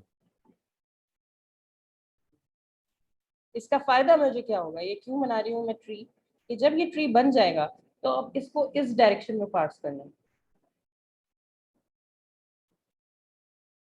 इस डायरेक्शन में इसको ट्रेवर्स करते जाना है और जो सिमेंटिक एक्शन लिखे मिल जाए उस सिमेंटिक एक्शन को परफॉर्म करते चले जाना है। ठीक है, तो अब मैं इसकी सिंटेक्स डायरेक्टेड ट्रांसलेशन कर रही हूँ। मैं यहाँ से स्टार्ट हुई मुझे कोई सिमेंटिक एक्शन नहीं मिला, नहीं मिला। फर्स्ट टाइम मैं यहाँ पहुंची। ठीक है, जैसे ही मैं यहाँ पहुंची मुझे एक सिमेंटिक एक्शन मिला, वो सिमेंटिक एक्शन क्या कह रहा था, प्रिंट 2। तो जाहिर है कि कंपाइलर क्या एक्शन परफॉर्म करेगा, प्रिंट कर देगा 2। उसके बाद वो आगे बढ़ा, उसको कोई सिमेंटिक एक्शन कहीं नहीं मिल रहा, फिर उसको नेक्स्ट सिमेंटिक एक्शन मिला इधर। ये एक्शन क्या कह रहा था, ये एक्शन कह रहा था प्रिंट करो 1, तो उसने प्रिंट कर दिया 1। फिर अल्टीमेटली वो आगे और तलाश करता रहा और आखिर में उसको एक सिमेंटिक एक्शन मिला यहाँ पर, जहाँ पर लिखा था प्रिंट प्लस, तो उसने प्रिंट कर दिया प्लस। तो देखिए सिमेंटिक एक्शंस कुछ इस तरह से लिखे हुए हैं कि जब भी आप इसको कोई स्टेटमेंट देंगे तो ये सिमेंटिक एक्शन इस तरह से परफॉर्म होंगे कि आपके किसी भी इनफिक्स एक्सप्रेशन को पोस्ट फिक्स में कन्वर्ट कर देंगे। इसको मैंने इनफिक्स एक्सप्रेशन दी थी लेकिन उसको पोस्ट फिक्स में कन्वर्ट कर पा रहे हैं। तो एक सारा कमाल किसका है, कमाल ग्रामर का नहीं है बल्कि ग्रामर के साथ मौजूद सिमेंटिक रूल्स का है कि सिमेंटिक रूल लिखे इस तरह है कि जब भी कोई प्रोडक्शन अपना काम करेगी तो साथ में सिमेंटिक रूल भी अपना काम कर रहा होगा। और सिमेंटिक रूल अपना काम कुछ इस वे में करेगा कि आपके पास जो है क्या होगा, आपके पास वो उसकी जो भी ऑब्जेक्टिव है वो अचीव करेगा। क्लियर हुई है थोड़ी बहुत बात? तो ये सिंटेक्स डायरेक्टेड डेफिनेशन इसी तरह से लिखी हुई है। एक और एग्जांपल देखते हैं, आपको चीज और ज्यादा क्लियर हो जाएगी। ठीक है, हमें क्या करना है, हमें सिर्फ और सिर्फ ये करना है कि अगर कोई भी इनपुट दिया है तो उस इनपुट का पार्स ट्री बनाया जाए और पार्स ट्री बनाने के बाद उसको टॉप टू बॉटम जिस तरह से मैंने बनाया ट्रैवर्स किया जाए। लेट सपोज कि अगर मैंने ये इनपुट एक्सप्रेशन दी है, इनपुट एक्सप्रेशन है मेरी लेट सपोज 9 - 5 + 2। अगर ये मेरी इनपुट एक्सप्रेशन है और ये मेरी सिंटेक्स डायरेक्टेड डेफिनेशन है तो जाहिर है कि इस डेफिनेशन में ये इनपुट पार्ट्स हो जाएगा जिस इनपुट की मैं सिर्फ बात कर रही हूँ। ये 9 - 5 + 2 क्या इस CFG से पार्ट्स हो जाएगा? हो जाएगा। इससे नहीं बल्कि सॉरी इस वाले से, इससे पार्ट्स हो जाएगा, डेफिनेटली हो जाएगा। अच्छा पार्ट्स तो हो जाएगा लेकिन हमें सिर्फ पार्ट्स नहीं करना है, हमें पार्ट्स करने के साथ अब सिमेंटिक रूल भी साथ साथ लिखना है। तो जहां जहां पार्ट्स कर रहे थे इस तरह का कुछ पार्ट्स ट्री हमारा बनेगा। ये पार्ट्स ट्री आप देख पा रहे हैं कि हमने सबसे पहले एक्सप्रेशन को प्रोड्यूस किया, थोड़ा सा मैं इसको, ठीक है, सबसे पहले हमने एक्सप्रेशन से एक्सप्रेशन प्लस टर्म और साथ में प्रिंट प्लस को एक्सप्लोर किया। देन हमने एक्सप्रेशन से एक्सप्रेशन माइनस टर्म को और माइनस को एक्सप्लोर किया और देन हमने यहाँ से 9 लिया, यहाँ से 5 लिया और यहाँ से 2 लिया। ये पार्सिंग आप बहुत बार कर चुके हैं तो मुझे नहीं लगता आपको बार बार समझाने की जरूरत है। बस यहाँ पर जो आपके लिए नई चीज़ है वो एक नई ब्रांच का इजाफा है कि ये ब्रांच आपने पहले कभी नहीं देखी थी, लेकिन अब हम ये ब्रांच भी देख रहे हैं जिस ब्रांच के ऊपर सिमेंटिक एक्शन लिखा है। इसका फायदा ये कि जब हम अपनी ट्री को इस डायरेक्शन में ट्रेवर्स करेंगे तो हमें हमारा रिक्वायर्ड आउटपुट मिल जाएगा। तो देखते हैं कि वाकई ऐसा हो रहा है या नहीं हो रहा। ठीक है, जब हमारी ट्रिवर्सिंग शुरू होगी तो हम यहाँ से लेके यहाँ तक चलते आ रहे हैं, हमें कोई सिमेंटिक एक्शन नहीं मिला। पहला एक्शन मिलेगा यहाँ पर लिखा है प्रिंट 9, तो 9 प्रिंट हो जाएगा। उसके बाद हम आगे आगे आगे आगे आगे आगे मूव होते जा रहे हैं। अगला एक्शन हमें क्या मिलेगा?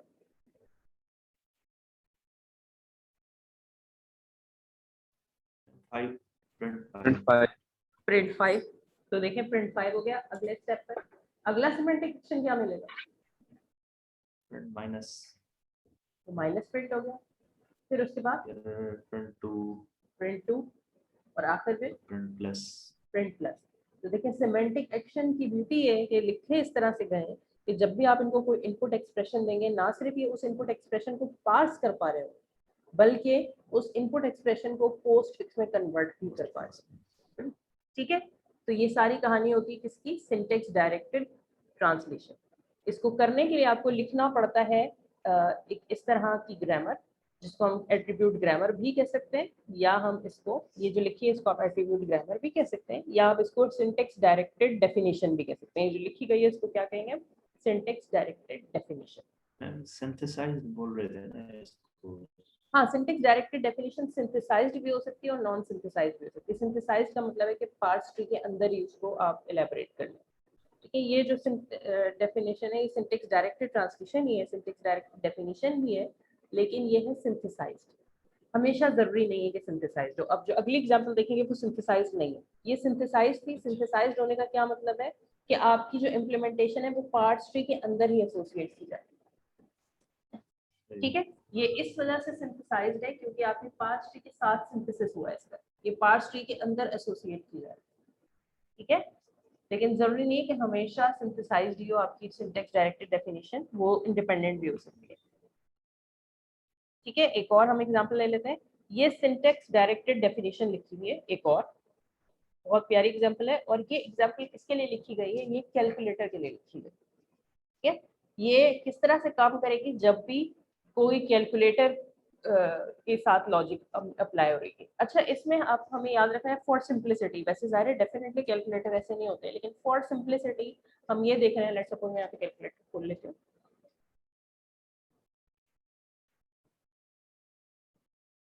फिलहाल जो सिंटेक्स डायरेक्टली डेफिनेशन लिखी है उसमें हम क्या अज्यूम कर रहे हैं कि हमेशा इनपुट में मैं एक डिजिट ही दे रही हूँ।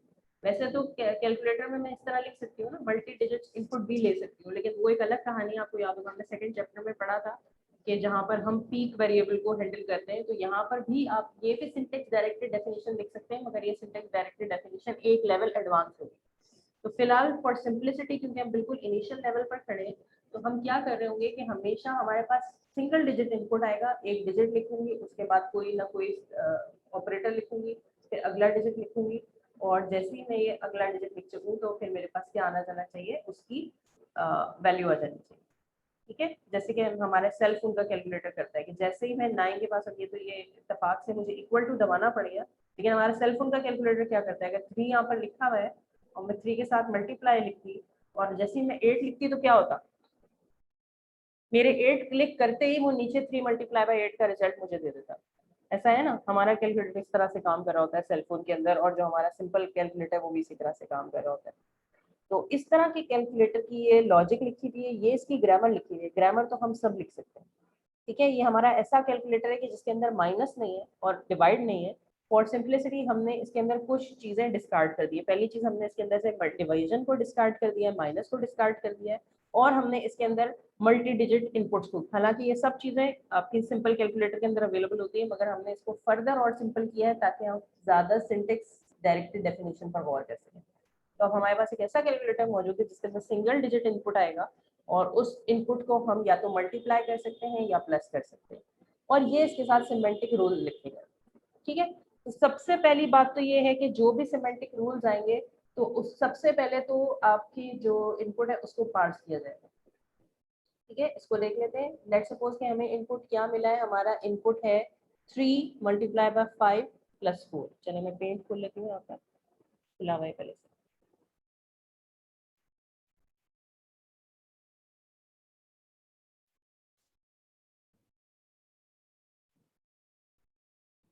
ठीक है, ये है मेरी सिंटेक्स डायरेक्टेड डेफिनेशन।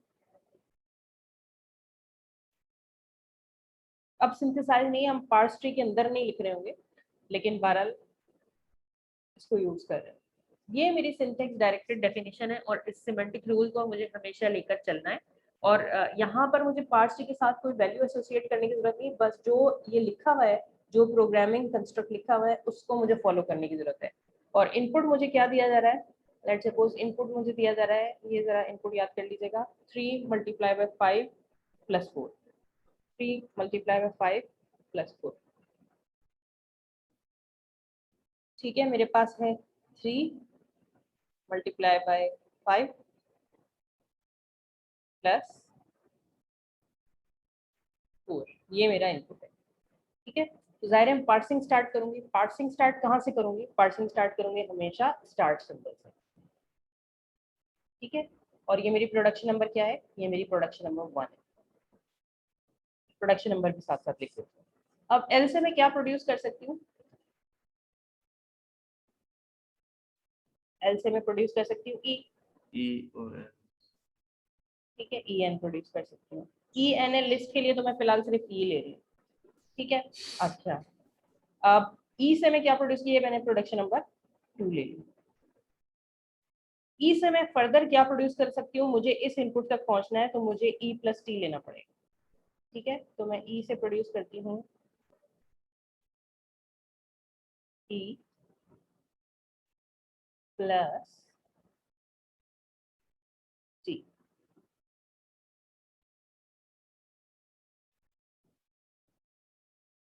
ठीक है,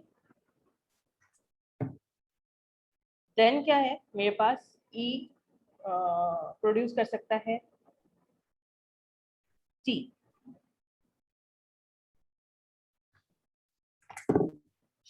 और टी क्या प्रोड्यूस कर सकता है, टी प्रोड्यूस कर सकता है T multiply by F. T multiply F. ये सिंपल पार्सिंग आप बहुत बचपन से करते आ रहे हैं, तो आपको मुझे नहीं लगता है इसको समझने में कोई भी डिफिकल्टी या मुझे समझाने की जरूरत है। ठीक है, फिर टी प्रोड्यूस कर सकता है खाली एफ, और एफ प्रोड्यूस कर सकता है, मुझे डिजिट लिखना चाहिए लेकिन मैं सिर्फ डी लिख रही हूँ क्योंकि मुझे पेंट ब्रश में लिखते हुए बहुत ही तकलीफ हो रही है। मैं आपको समझा नहीं सकती मुझे कितनी तकलीफ हो रही है। ठीक है, तो ये डिजिट है बेसिकली, लेकिन मैं डी लिख रही हूँ उसको। T produces F and F produces T. ठीक है, ये है प्रोडक्शन नंबर 6।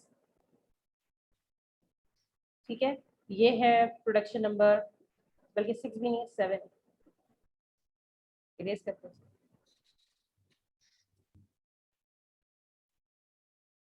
क्योंकि प्रोडक्शन नंबर हमें काम आएगा, ये लिखते जा रहे हैं। ये प्रोडक्शन नंबर 7 थी। ठीक है, और ये टी प्रोड्यूसेस एफ, ये कौन सी है? प्रोडक्शन नंबर 5 है। ठीक है, और ये कौन सी प्रोडक्शन है? एफ प्रोड्यूसेस डी, ये भी प्रोडक्शन नंबर 7 है। अब बात करते हैं, अभी तक तो सिंपल हम पार्सिंग कर रहे थे, अब हम बात करते हैं syntax directed definition. Syntax directed definition का ये मतलब है कि जब आप पार्सिंग करें तो साथ में बैक एंड पर ये एक्शंस भी परफॉर्म करते जाएं जो इसके ऊपर लिखे। तो सबसे पहले जो मैं एक्शन परफॉर्म कर सकती हूँ वो मैं नीचे वाला एक्शन परफॉर्म कर सकती हूँ कि एफ प्रोड्यूसेस डी। तो मुझे एफ को वैल्यू देनी है, और एफ के पास मैंने अब यहाँ पर एक एट्रीब्यूट ले लिया और उस एट्रीब्यूट का नाम है वैल्यू। ये एट्रीब्यूट ग्रामर भी आप इस हवाले से इसको कह सकते हैं, एट्रीब्यूट ग्रामर लिखी हुई है। और ई टी जितने भी ग्रामर सिंबल्स है ना, इनके साथ मैंने वैल्यू नाम का एक एट्रीब्यूट एसोसिएट कर दिया, और ये वैल्यू एट्रीब्यूट मुझे बताएगा कि इसकी वैल्यू क्या है। तो अब अगर मैं नंबर 1 से स्टार्ट करूं तो इसकी वैल्यू मैं आइडेंटिफाई नहीं कर पा रही, क्योंकि एल डॉट वैल्यू की वैल्यू ई डॉट वेल है। ई डॉट वेल मुझे पता ही नहीं क्या है। ई डॉट वेल के लिए मुझे नीचे जाना पड़ेगा, उसकी वैल्यू फिर टी डॉट वेल मुझे नहीं पता क्या है। टी डॉट वेल के लिए मुझे नीचे जाना पड़ेगा। अल्टीमेटली मैं वैल्यू तलाश करते करते करते करते मैं सबसे नीचे पहुंच जाऊंगी, प्रोडक्शन नंबर 7। प्रोडक्शन नंबर 7 के अंदर वो रूल है कि जो वाकई मुझे उसकी वैल्यू पता है। वो कह रहा है कि एफ डॉट वेल हमेशा क्या होगी, एफ की वैल्यू क्या होगी? एफ की वैल्यू हमेशा होगी वो जो कि लेक्सिकल वैल्यू डिजिट की है। ठीक है, तो अगर ये मेरा इनपुट है, अगर ये मेरा इनपुट है तो डिजिट की यहाँ पर लेक्सिकल वैल्यू क्या होगी? फर्स्ट में जो फर्स्ट मेरा इनपुट पार्स होते होते मैं यहाँ तक पहुंची हूँ, तो इस स्टेज पे मेरे डिजिट की वैल्यू क्या होगी? 3 होगी। ठीक है, तो ये मुझे पता है कि प्रोडक्शन नंबर 7 के अंदर अगर मैं 7th सेमेंटिक रूल पर खड़ी हूँ तो एफ डॉट वेल एक वेरिएबल होगा मेरे पास। इस प्रोडक्शन के लिए मुझे एक वेरिएबल बनाना पड़ेगा। उस वेरिएबल का नाम कुछ भी हो सकता है, यहाँ पर मैं एफ डॉट वेल कह रही हूँ उस वेरिएबल को। और उसकी वैल्यू क्या होगी? उसकी वैल्यू होगी आपके ग्रामर के अंदर जो पहला पहला स्ट्रिंग होगा, वही कॉन्केटिनेशन वाली बात, जैसे गुलाम हुसैन कह रहे थे कि मैंने कॉन्केटिनेट कर करके एक एक कैरेक्टर को रीड किया था, तो हमने फर्स्ट कैरेक्टर रीड किया होगा, और फर्स्ट कैरेक्टर की जो भी लेक्सिकल वैल्यू है वो एफ डॉट वेल नाम के वेरिएबल की वैल्यू होगी। ठीक है, उसके बाद मेरे पास एक और भी यहाँ पर है एफ डॉट वैल्यू, तो मुझे इसकी भी वैल्यू फौरन पता चल जाएगी। इसकी वैल्यू मुझे क्या मिलेगी?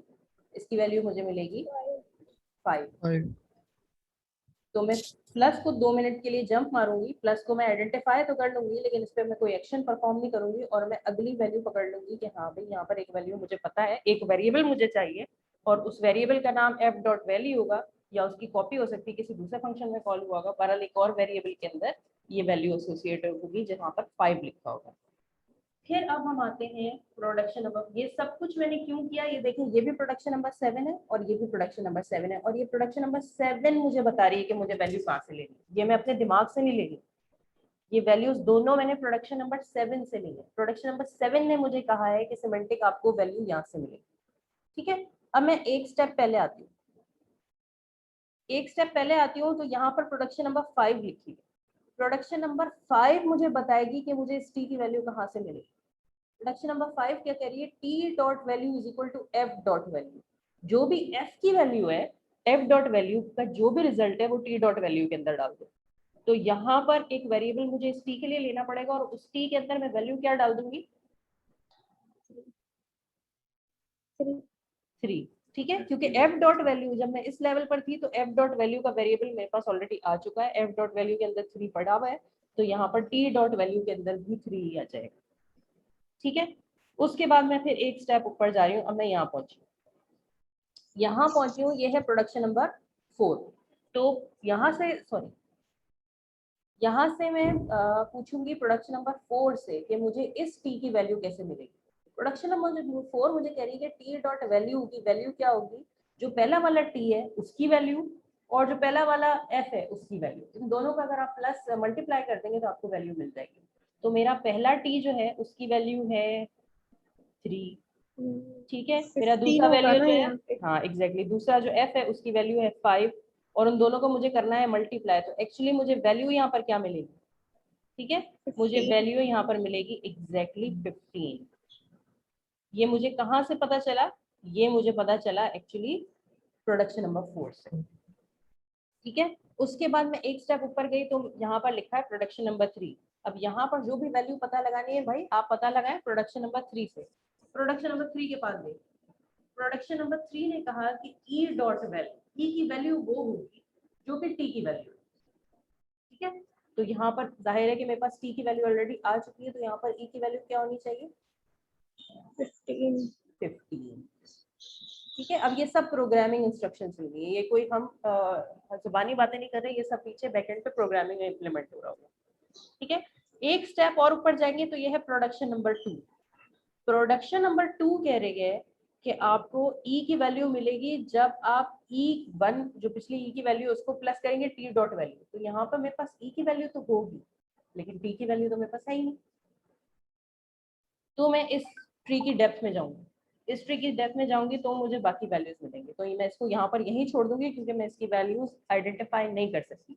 तो मुझे यहाँ पे जाना पड़ेगा और मुझे पता लगाना पड़ेगा कि जो आखिरी वाला एफ है इसकी क्या वैल्यू है। तो बीच में एक प्लस आ रहा है, इस प्लस को मैं करूंगी डिस्कार्ड, हाँ मुझे मिल गया है, ठीक है।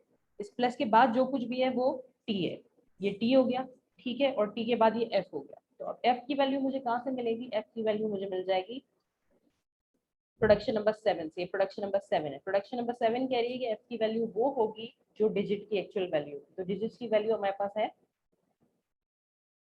4, तो यहाँ पर एफ को वैल्यू मिल जाएगी 4।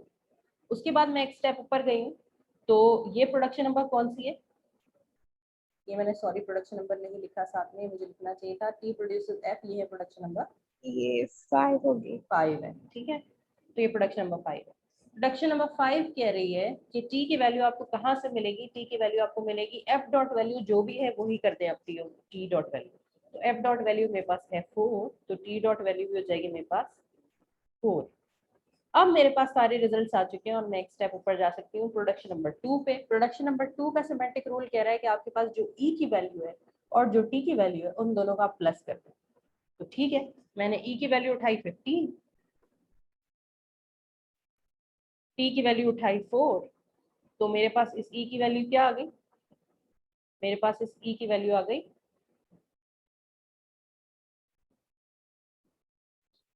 19, ठीक है। और सबसे आगे मैं आखिर में प्रोडक्शन नंबर 1 तक पहुंची हूँ। प्रोडक्शन नंबर 1 कहती है कि ये जो एल का जो वैल्यू है इसका वैल्यू मुझे कहाँ से मिलेगा, जो भी ई की वैल्यू है वही एल की भी वैल्यू होगी। तो ई की वैल्यू अगर 19 है तो एल की वैल्यू भी क्या होगी, 90, क्लियर है। तो पार्स ट्री तो अभी तक हम बना रहे थे, सीएफजी किस तरह काम करती है वो तो हमें पता है, लेकिन अब सीएफजी को हमें मैप करना है प्रोग्रामिंग इंस्ट्रक्शंस के साथ, ताकि जैसे जैसे हम कोई प्रोडक्शन रूल तलाश करते जाए इनपुट के अंदर अंदर, तो साथ ही हम बैकएंड पर वो प्रोडक्शंस को चलाकर भी देख सकें, रन करके भी देख सकें। और अगर बैकएंड में जो हमने सिमेंटिक रूल दिया है अगर वो रन नहीं हो पाया, हमने रूल तो लिखा था कि प्लस करो, लेकिन अगर वो रन नहीं हो पाया तो इसका मतलब है कि हमारी सिमेंटिक एनालिसिस के दौरान ही एरर आ जाएगा। अगर लेट सपोज कि मैंने ये इंस्ट्रक्शन प्रोसेस कर रही हूँ, जाहिर है मैंने प्रोग्रामिंग में लिखी होगी ना, और यहीं पर एरर आ जाएगा। अगर लेट सपोज ये दोनों नंबर प्लस नहीं हो पाए तो यहीं पर एरर आ जाएगा और मैं अपने यूजर को बता सकती हूँ कि भाई आपने जो इनपुट दिया है उसमें गलती है, उस इनपुट को सही कर दो, क्योंकि वो मैं पहले ही प्रोसेस करके देख चुकी हूँ अपने सिमेंटिक एनालिसिस, ठीक है। तो यूजर का जो इनपुट है उसको अपनी ग्रामर से मैच करना है और उस ग्रामर से मैच करने के बाद हमें पीछे उसके कुछ सिमेंटिक एक्शन परफॉर्म करने हैं। वो सिमेंटिक एक्शन परफॉर्म करते करते करते करते हम ये आइडेंटिफाई कर लेंगे कि वो पूरा जो इनपुट है वो रनेबल है या नहीं। अगर वो रनेबल होगा तो हमें आखिरी स्टार्टिंग नॉन टर्मिनल पर कोई ना कोई वैल्यू मिल जाए। अगर हमें स्टार्टिंग नॉन टर्मिनल पर वैल्यू मिल रही है, इसका मतलब है कि जो इनपुट मिला है वो रनेबल है, सिंटैक्टिकली भी करेक्ट है और सिमेंटिकली भी करेक्ट है। लेकिन अगर यहाँ पर यूजर ने कोई वैल्यू ऐसी दे दी, लेट्स सपोज इस वक्त इस सिंटेक्स डायरेक्टेड ट्रांसलेशन के केस में यूजर ने value they the, let's suppose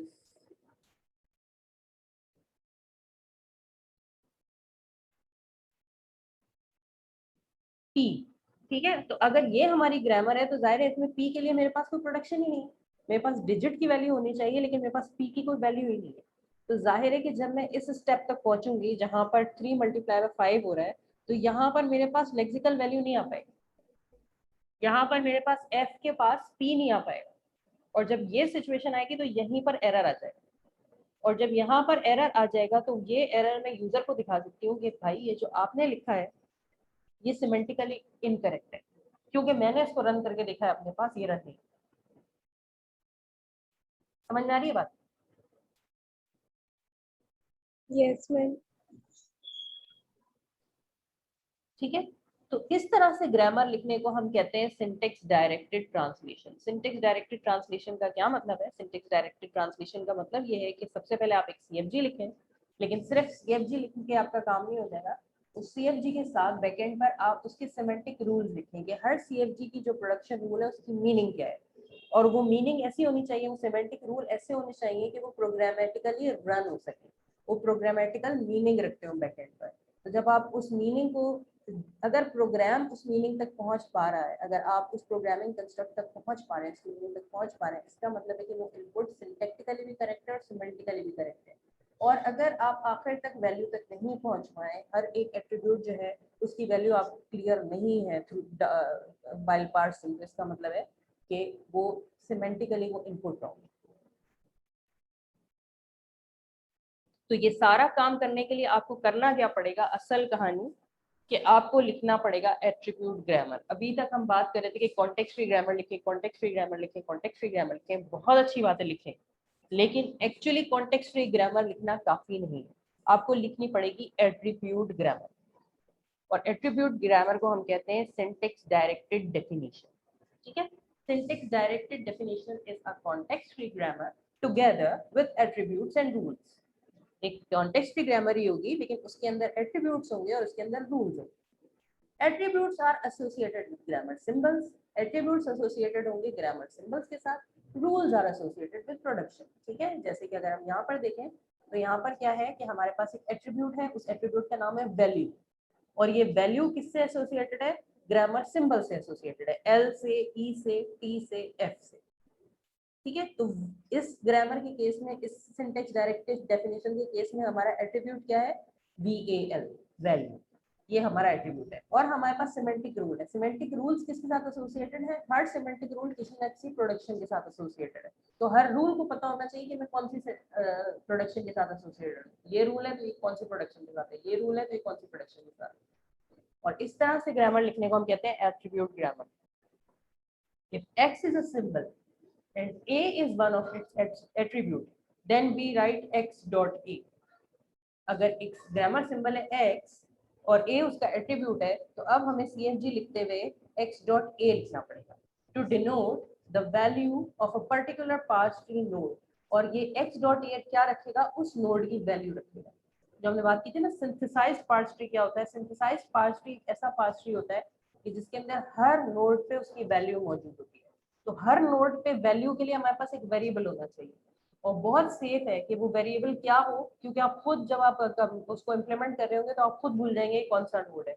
तो बहुत सेफ है कि आपके पास एक ग्रामर हो और उस ग्रामर के सिंबल्स हो, और उस ग्रामर सिंबल के साथ एसोसिएटेड आपके पास जो भी एट्रीब्यूट हो, तो ये बहुत अच्छा नाम है आपके वेरिएबल का, क्योंकि ये उस नोड को रेफर कर रहा होगा जो आपके पास ट्री में X डॉट A को वैल्यू कर रहा होगा। इस केस में X क्या है? आपका ग्रामर सिंबल, और A क्या है? वो एट्रीब्यूट। और आपके पास एट्रीब्यूट दो तरह के हो सकते हैं, एक सिंथेसाइज्ड एट्रीब्यूट हो सकता है और एक इनहेरिटेड एट्रीब्यूट। ठीक है, यहाँ तक जितनी बात अभी मैंने अभी की है वो आप लोगों को क्लियर हो रही है?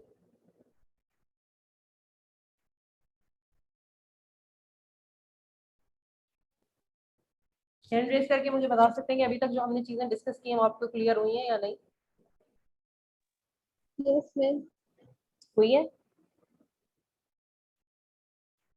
ठीक है, तो इसको मैं चले आपके लिए और मोटिवेटिंग फैक्टर बना दूं इस चैप्टर के लिए कि जाहिर है आप में से कुछ बच्चे जो हैं वो इम्प्लीमेंट नहीं करना चाह रहे हैं पार्सर को। तो जो बच्चे पार्सर को इम्प्लीमेंट नहीं करना चाह रहे हैं, वो ग्रामर प्रपोज करना चाह रहे हैं, तो वो मुझे सिर्फ कॉन्टेक्स्ट फ्री ग्रामर नहीं देंगे, वो मुझे एट्रीब्यूट ग्रामर भी देंगे। उस ग्रामर के बैक एंड पर सिमेंटिक रूल कौन से परफॉर्म होंगे। और ऐसा नहीं है कि मैं सिर्फ आपको बगैर पढ़ाई दे रही हूँ, आप 1 से 2 क्लासेस लगेंगी और उसमें मैं आपको बाकायदा 1-2 छोटे-छोटे ग्रामर रूल्स लिखना भी सिखा दूंगी, ताकि आपको समझ में आए कि एट्रीब्यूट ग्रामर लिखी किस तरह से जाती है। ठीक है, 1-2 एग्जांपल हम क्लास में करेंगे छोटे-छोटे। ये 2 एग्जांपल तो आज की क्लास में हमने की है। एक हमने ये एट्रीब्यूट ग्रामर देखी। ये एट्रीब्यूट ग्रामर क्या कर रही थी, ये एट्रीब्यूट ग्रामर बेसिकली निकाल की ये एट्रीब्यूट ग्रामर हमने देखी। ये एट्रीब्यूट ग्रामर बेसिकली क्या कर रही है, बल्कि सिंथेसाइज्ड सिंटैक्स डायरेक्टेड डेफिनेशन है। ठीक है, ये सिंथेसाइज्ड सिंटैक्स डायरेक्टेड डेफिनेशन क्या कर रही है, ये प्रोडक्शन रूल्स के साथ एसोसिएटेड है, प्रोडक्शन रूल के अंदर ही पेनिट्रेट किया गया है। इसके अंदर रूल अलग से लिखने की जरूरत नहीं है, बल्कि प्रोडक्शन रूल के साथ हमने इंटीग्रेट कर दिया है जो अपने सिमेंटिक एक्शंस को। और ये सिमेंटिक एक्शन हमने कुछ इस तरह से इंटीग्रेट किए हैं, जरूरी नहीं कि हमेशा एंड में हो। जैसे कि एक और हमने एग्जांपल देखी थी, कभी कभार सिमेंटिक एक्शन आपकी प्रोडक्शन के बीच में भी आ सकते हैं। तो एक आपके पास लिखने का तरीका ये है सिंटैक्स डायरेक्टेड डेफिनेशन, कि आप प्रोडक्शन रूल ही लिखें और प्रोडक्शन रूल के अंदर ही जिस जगह सिमेंटिक एक्शन लेना है वहां पर वो सिमेंटिक एक्शन आप परफॉर्म कर दें। तो ये प्रोडक्शन में इस तरह से लिखा जाएगा और पार्ट्स ट्री बनाते हुए ये एक ब्रांच एडिशनल बन जाएगी। तो आपके पास एक तरीका ये है कि आप अपनी जो सिंटैक्स डायरेक्टेड डेफिनेशन है वो ऐसे लिखें। लेकिन दूसरा हमारे पास तरीका क्या है, उसको हम कहते हैं एट्रीब्यूट ग्रामर। एट्रीब्यूट ग्रामर लिखने का तरीका ये होता है कि आप CFG अपनी अलग से लिखते हैं और उसके साथ फिर आप जितने भी ग्रामर सिंबल्स होते हैं उन ग्रामर सिंबल्स के साथ एट्रीब्यूट्स एसोसिएट करते हैं और हर प्रोडक्शन के साथ आप सिमेंटिक रूल एसोसिएट करते हैं। तो अब आपकी CFG बिल्कुल इंडिपेंडेंट होती है और आपकी सिंटैक्स डायरेक्टेड डेफिनेशन इंडिपेंडेंट होती है, लेकिन वो दोनों एक दूसरे के साथ मैप हुई होती है। जब भी आप किसी प्रोडक्शन पर पहुंचते हैं तो उसके बैक एंड पर कोई ना कोई सिमेंटिक एक्शन परफॉर्म हो रहा होता है। ठीक है, तो यहाँ पर जैसे हमने देखा ये सिंटैक्स डायरेक्टेड डेफिनेशन है, मगर ये किस तरह से लिखी गई है, ये एट्रीब्यूट ग्रामर के थ्रू लिखी गई है। यहाँ पर हम एट्रीब्यूट्स एसोसिएट कर सकते हैं। ठीक है, एट्रीब्यूट हमारे पास 2 टाइप के हो सकते हैं। जो एट्रीब्यूट आप अपने ग्रामर के साथ एसोसिएट करेंगे वो 2 टाइप के हो सकते हैं। कुछ एट्रीब्यूट होते हैं सिंथेसाइज्ड एट्रीब्यूट, जो कि सबसे अच्छे होते हैं, सबसे सीधे शरीफ तरह के एट्रीब्यूट होते हैं जो हम चाहते हैं कि हमारी ग्रामर के अंदर हो, वो सिंथेसाइज्ड एट्रीब्यूट है। लेकिन हमारी ग्रामर के अंदर कभी कभार इनहेरिटेड एट्रीब्यूट भी होते हैं जो कि थोड़े से कॉम्प्लिकेटेड होते हैं, जो हमें अच्छे नहीं लगते। ठीक है, फर्क क्या है सिंथेसाइज्ड और इनहेरिटेड एट्रीब्यूट्स के अंदर। सिंथेसाइज्ड एट्रीब्यूट्स वो एट्रीब्यूट होते हैं कि जिन एट्रीब्यूट्स की वैल्यू हमें हमेशा कहाँ से मिलती है, या तो उसी नोड के ऊपर उसकी वैल्यू मिल जाएगी, या तो उसी नोड के ऊपर हमें उसकी वैल्यू मिल जाएगी या हमें उसकी चिल्ड्रन में मिल जाएगी। An attribute is said to be synthesized if its value at parse tree node n is determined from the attribute of children of n or n itself। यानी उस नोड की वैल्यू मुझे कहाँ से मिले, या तो मुझे वहीं पर मिल जाए। जैसे ये देखा, ये डिजिट डॉट लेक्सिकल वैल्यू एक नोड है, एक लीफ है। इस लीफ की वैल्यू मुझे कहाँ से मिली, मुझे यहीं से मिली, ट्री से ही मिली। ठीक है, लेकिन f डॉट वैल्यू मुझे कहाँ से मिली, वो मुझे इसकी चिल्ड्रन से मिली। t डॉट वैल्यू मुझे कहाँ से मिली, वो मुझे इसकी चिल्ड्रन से मिली। ठीक है, t dot value multiply by t dot f dot value, ये मुझे कहाँ से मिली, इसके दोनों चिल्ड्रन से मिली। तो या तो नोड की वैल्यू वहीं के वहीं उस नोड पर ही आपको मिल जाएगी, या उसकी वैल्यू उसकी चिल्ड्रन से एसोसिएट होगी। इस तरह के एट्रीब्यूट्स, ये जो VAL एट्रीब्यूट हमने इस ग्रामर के अंदर देखा, इस VAL एट्रीब्यूट को हम क्या कहेंगे, सिंथेसाइज्ड एट्रीब्यूट। क्यों सिंथेसाइज्ड है, क्योंकि हर नोड की वैल्यू उसके चिल्ड्रन से मिल सकती है, ज्यादा से ज्यादा वहीं से मिलेगी। अगर वहां से नहीं मिल रही तो बहुत सिर्फ और सिर्फ आपको कहाँ दिखना है, उसके चिल्ड्रन तक दिखना है, इसके अलावा कहीं नहीं दिखना। लेकिन इसकी एक कॉम्प्लिकेटेड शक्ल भी होती है, इसकी एग्जांपल हम नेक्स्ट क्लास में कवर करेंगे, लेकिन आपको थोड़ा सा इसकी बेसिक आइडिया दे देती हूँ। दूसरे टाइप ऑफ एट्रीब्यूट्स हमारे पास होते हैं इनहेरिटेड एट्रीब्यूट। इनहेरिटेड एट्रीब्यूट्स वो एट्रीब्यूट्स होते हैं कि जिनकी वैल्यू हमें पेरेंट से भी मिल सकती है और हमें सिबलिंग से भी मिल सकती है, चिल्ड्रन से नहीं मिलती, ऊपर से मिलती है। पहले का जितना पार्ट ट्री बना हुआ होता है उस पार्ट ट्री से मिलती है, या तो पेरेंट से मिलेगी, या लेफ्ट साइड से मिलेगी, या n इटसेल्फ से मिलेगी, चिल्ड्रन से नहीं मिलेगी। ये एट्रीब्यूट होते हैं इनहेरिटेड एट्रीब्यूट। जैसे कि आप इनहेरिटेंस के कॉन्सेप्ट से इसको अच्छे से समझ सकते हैं कि भाई बच्चों को इनहेरिटेंस कैसे मिलती है। ठीक है, या तो उनकी अपनी कोई चीज होती है तो वो जाहिर इनहेरिट करें, अपना सेल फोन है वो आपका अपना ही है, लेकिन खुदा ना खास्ता किसी के माँ बाप को कुछ हो जाता है, वो उस दुनिया से अगर चले जाते हैं तो उनके बच्चे उनकी बिलोंगिंग्स को इनहेरिट कर लेते हैं, ठीक है। और अगर माँ बाप भी नहीं है, खुदा ना खास्ता कोई बहन भाई है और भाई को कुछ हो जाता है तो उसकी सिस्टर कुछ ना कुछ इनहेरिट कर लेती है, अगर सिस्टर को कुछ हो जाता है तो ब्रदर इनहेरिट कर लेते हैं। तो ये इनहेरिटेंस रूल जिस तरह से काम करते हैं, बिल्कुल ऐसे ही आपकी ग्रामर के अंदर भी इनहेरिटेड एट्रीब्यूट्स ऐसे होते हैं कि जो नोड की वैल्यू कहाँ से ले सकते हैं, अपने पेरेंट्स से ले सकते हैं। सिबलिंग, अच्छा सिबलिंग यहाँ पे लिखा हुआ है लेकिन हमेशा लेफ्ट साइड के सिबलिंग, लेफ्ट साइड की सिबलिंग से ले सकते हैं या फिर एन इटसेल्फ से ले सकते हैं, ठीक है। तो इसकी एग्जांपल इंशाल्लाह नेक्स्ट क्लास में कर लेंगे। अगर आप सेल्फ स्टडी करना चाहें, मैं स्लाइड्स अपडेट कर दूंगी। यहाँ पर हमारे पास जो है वो इनहेरिटेड एट्रीब्यूट्स भी मौजूद है। अगर आप इस वाले पार्ट्स ट्री को देखेंगे तो ये पार्ट्स ट्री मौजूद है, लेकिन ये पार्ट्स ट्री क्या है, इसके अंदर सिंथेसाइज्ड एट्रीब्यूट भी है, इसके अंदर इनहेरिटेड एट्रीब्यूट्स भी है। VAL नाम का एट्रीब्यूट जो है वो यहाँ पर भी सिंथेसाइज्ड है, क्योंकि VAL को वैल्यू हमेशा कहाँ से मिल रही होगी, अपने चाइल्ड से मिलेगी। लेकिन INH9 का नाम का जो एट्रीब्यूट है, यहाँ पर देखिए ग्रामर सिंबल्स के अंदर हमारे पास दो तरह के एट्रीब्यूट है, एक VAL एट्रीब्यूट है, एक SYN एट्रीब्यूट है और एक INH एट्रीब्यूट है। INH एट्रीब्यूट है ना, इसको हमेशा वैल्यू कहाँ से मिलेगी, अपनी लेफ्ट साइड से मिलेगी, ठीक है। ये जो 3 इसको वैल्यू मिली है, ये 3 वैल्यू कहाँ से है, ये इसके चिल्ड्रन से नहीं है, ये 3 वैल्यू इसके चिल्ड्रन से नहीं है, ये 3 वैल्यू इसके सिबलिंग से आई, लेफ्ट साइड वाले सिबलिंग से आई, ठीक है। तो हमारे पास इनहेरिटेड एट्रीब्यूट भी होते हैं। अब ये 15 वैल्यू इसको कहाँ से मिली है, ये 15 वैल्यू इसको 5 यहाँ से मिला बेसिकली, ठीक है। इसको तो ये हम इंशाल्लाह नेक्स्ट क्लास में ये वाला पार्ट की एग्जांपल भी करेंगे। उससे पहले मैं आपको सजेस्ट करूंगी, आपको अच्छी तरह समझ तब आएगा जब आप एक दफा इसको खुद भी पढ़ेंगे, ठीक है। तो आज का लेक्चर मैं यहाँ पर स्टॉप कर रही हूँ ताकि ज़्यादा हैवी ना हो जाए आपके लिए। लेकिन बहरहाल ये जितनी चीज़ें अभी हमने बेसिक चीज़ें डिस्कस की हैं, हमने देखा है कि सिंटेक्स डायरेक्टेड ट्रांसलेशन क्या होती है। सिंटेक्स डायरेक्टेड ट्रांसलेशन की जाती है और लिखी जाती है बेसिकली फॉर सिमेंटिक एनालिसिस, ठीक है, कि हम ग्रामर के साथ एडिशनल प्रोग्रामिंग कंस्ट्रक्ट्स को एसोसिएट कर देते हैं ताकि हमें पता चले कि ये प्रोडक्शन रन टाइम पे किस तरह से बिहेव करेगी। हर प्रोडक्शन का बिहेवियर हमें पहले से पता हो, ठीक है। उसके लिए हमें क्या करना पड़ेगा, उसके लिए हमें करना ये पड़ेगा कि प्रोग्रामिंग एक्शंस को हमें अपनी प्रोडक्शन रूल के साथ एसोसिएट करना पड़ेगा। इसकी दो शक्लें हो सकती हैं। इसकी एक शक्ल ऐसे हो सकती है कि आप प्रोडक्शन रूल के अंदर ही एसोसिएट कर दें सिमेंटिक एक्शन को, ये भी हो सकता है। और आपके पास एक दूसरी शक्ल ये हो सकती है कि आप प्रोडक्शन के साथ एसोसिएट करते हैं सिमेंटिक रूल, प्रोडक्शन अलग हो सिमेंटिक रूल अलग हो, लेकिन पता हो कि दोनों एक दूसरे से एसोसिएटेड है। ये कहीं भी रहे, प्रोडक्शन दूसरी फाइल में पड़ी हो, सिमेंटिक रूल दूसरे फाइल में भी पड़ा हो, मगर इन दोनों को पता हो कि हम एक दूसरे से एसोसिएटेड है। या फिर आप इनको एक ही जगह रखें और एक ही जगह रखें, ग्रामर के अंदर ही इनको एसोसिएट कर दें। दोनों तरीके हैं जो आपको पसंद आए। ये वाला तरीका जो है सिमेंटिक रूल वाला, ये ज्यादा पॉपुलर है, बट आपके अपने ऊपर, आपकी चॉइस के ऊपर होता है कि आप किस तरह से इनको डील करते हैं, ठीक है। इसका फायदा क्या होता है कि आप प्रोडक्शन लिखते हैं, सिमेंटिक रूल लिखते हैं, और फिर जब आप पार्ट्स ट्री बन रहा होता है, जब आप सिंटेक्स एनालिसिस कर रहे होते हैं ये आइडेंटिफाई करने के लिए कि सिंटेक्स का इनपुट ये इनपुट पार्ट्स हो सकता है या नहीं, तो पहला केस तो ये कि वो पार्ट्स ही नहीं हो पाए, यूजर ने इनपुट दिया और वो इनपुट पार्ट्स ही नहीं हो पाया, पार्सिंग टाइम पे एरर आ गया, तो आप कहेंगे कि भाई सिंटेक्स एरर आ गया। लेकिन कभी कभार क्या होगा कि पार्सिंग बिल्कुल सक्सेसफुल हो जाएगी। लेकिन सेकंड फेज में आप पार्स ट्री के साथ क्या करोगे, उस पार्स ट्री को कन्वर्ट करोगे सिंथेसाइज पार्स ट्री में, ठीक है। पहले जब आपने पार्स ट्री बनाया था तो आपके पास सिर्फ नोड थे, लेकिन हर नोड पर उसकी वैल्यू नहीं थी। लेकिन नेक्स्ट स्टेप में आप क्या करेंगे कि आपके पास एक पार्स ट्री होगा पहले, और उस पार्स ट्री को सेकंड स्टेप में आप सिंथेसाइज पार्स ट्री में कन्वर्ट करेंगे, हर नोड के ऊपर उसकी वैल्यू लेकर आ रहे होंगे। ये सब कुछ हो रहा है कंपाइल टाइम पर। कंपाइल टाइम पर ही आप उस कोड को रन कर रहे हैं और उस कोड में हर नोड पर उसकी वैल्यू को आइडेंटिफाई कर रहे हैं। अगर आप स्टार्टिंग सिंबल तक पहुंच जाते हैं और हर नोड को उसकी वैल्यू पता है, हर नोड के साथ कोई वैल्यू एसोसिएट कर पा रहे हैं, इसका मतलब है वो कोड रनेबल है। वो यूजर ने इनपुट दिया है वो बिल्कुल सिंटैक्टिकली भी करेक्ट है और सिमेंटिकली भी करेक्ट है। लेकिन अगर वो सिंटैक्टिकली करेक्ट नहीं है और वो सिमेंटिकली करेक्ट नहीं है, तो फिर क्या होगा कि वो आपको रन टाइम पर पहले से ही पता चल जाएगा।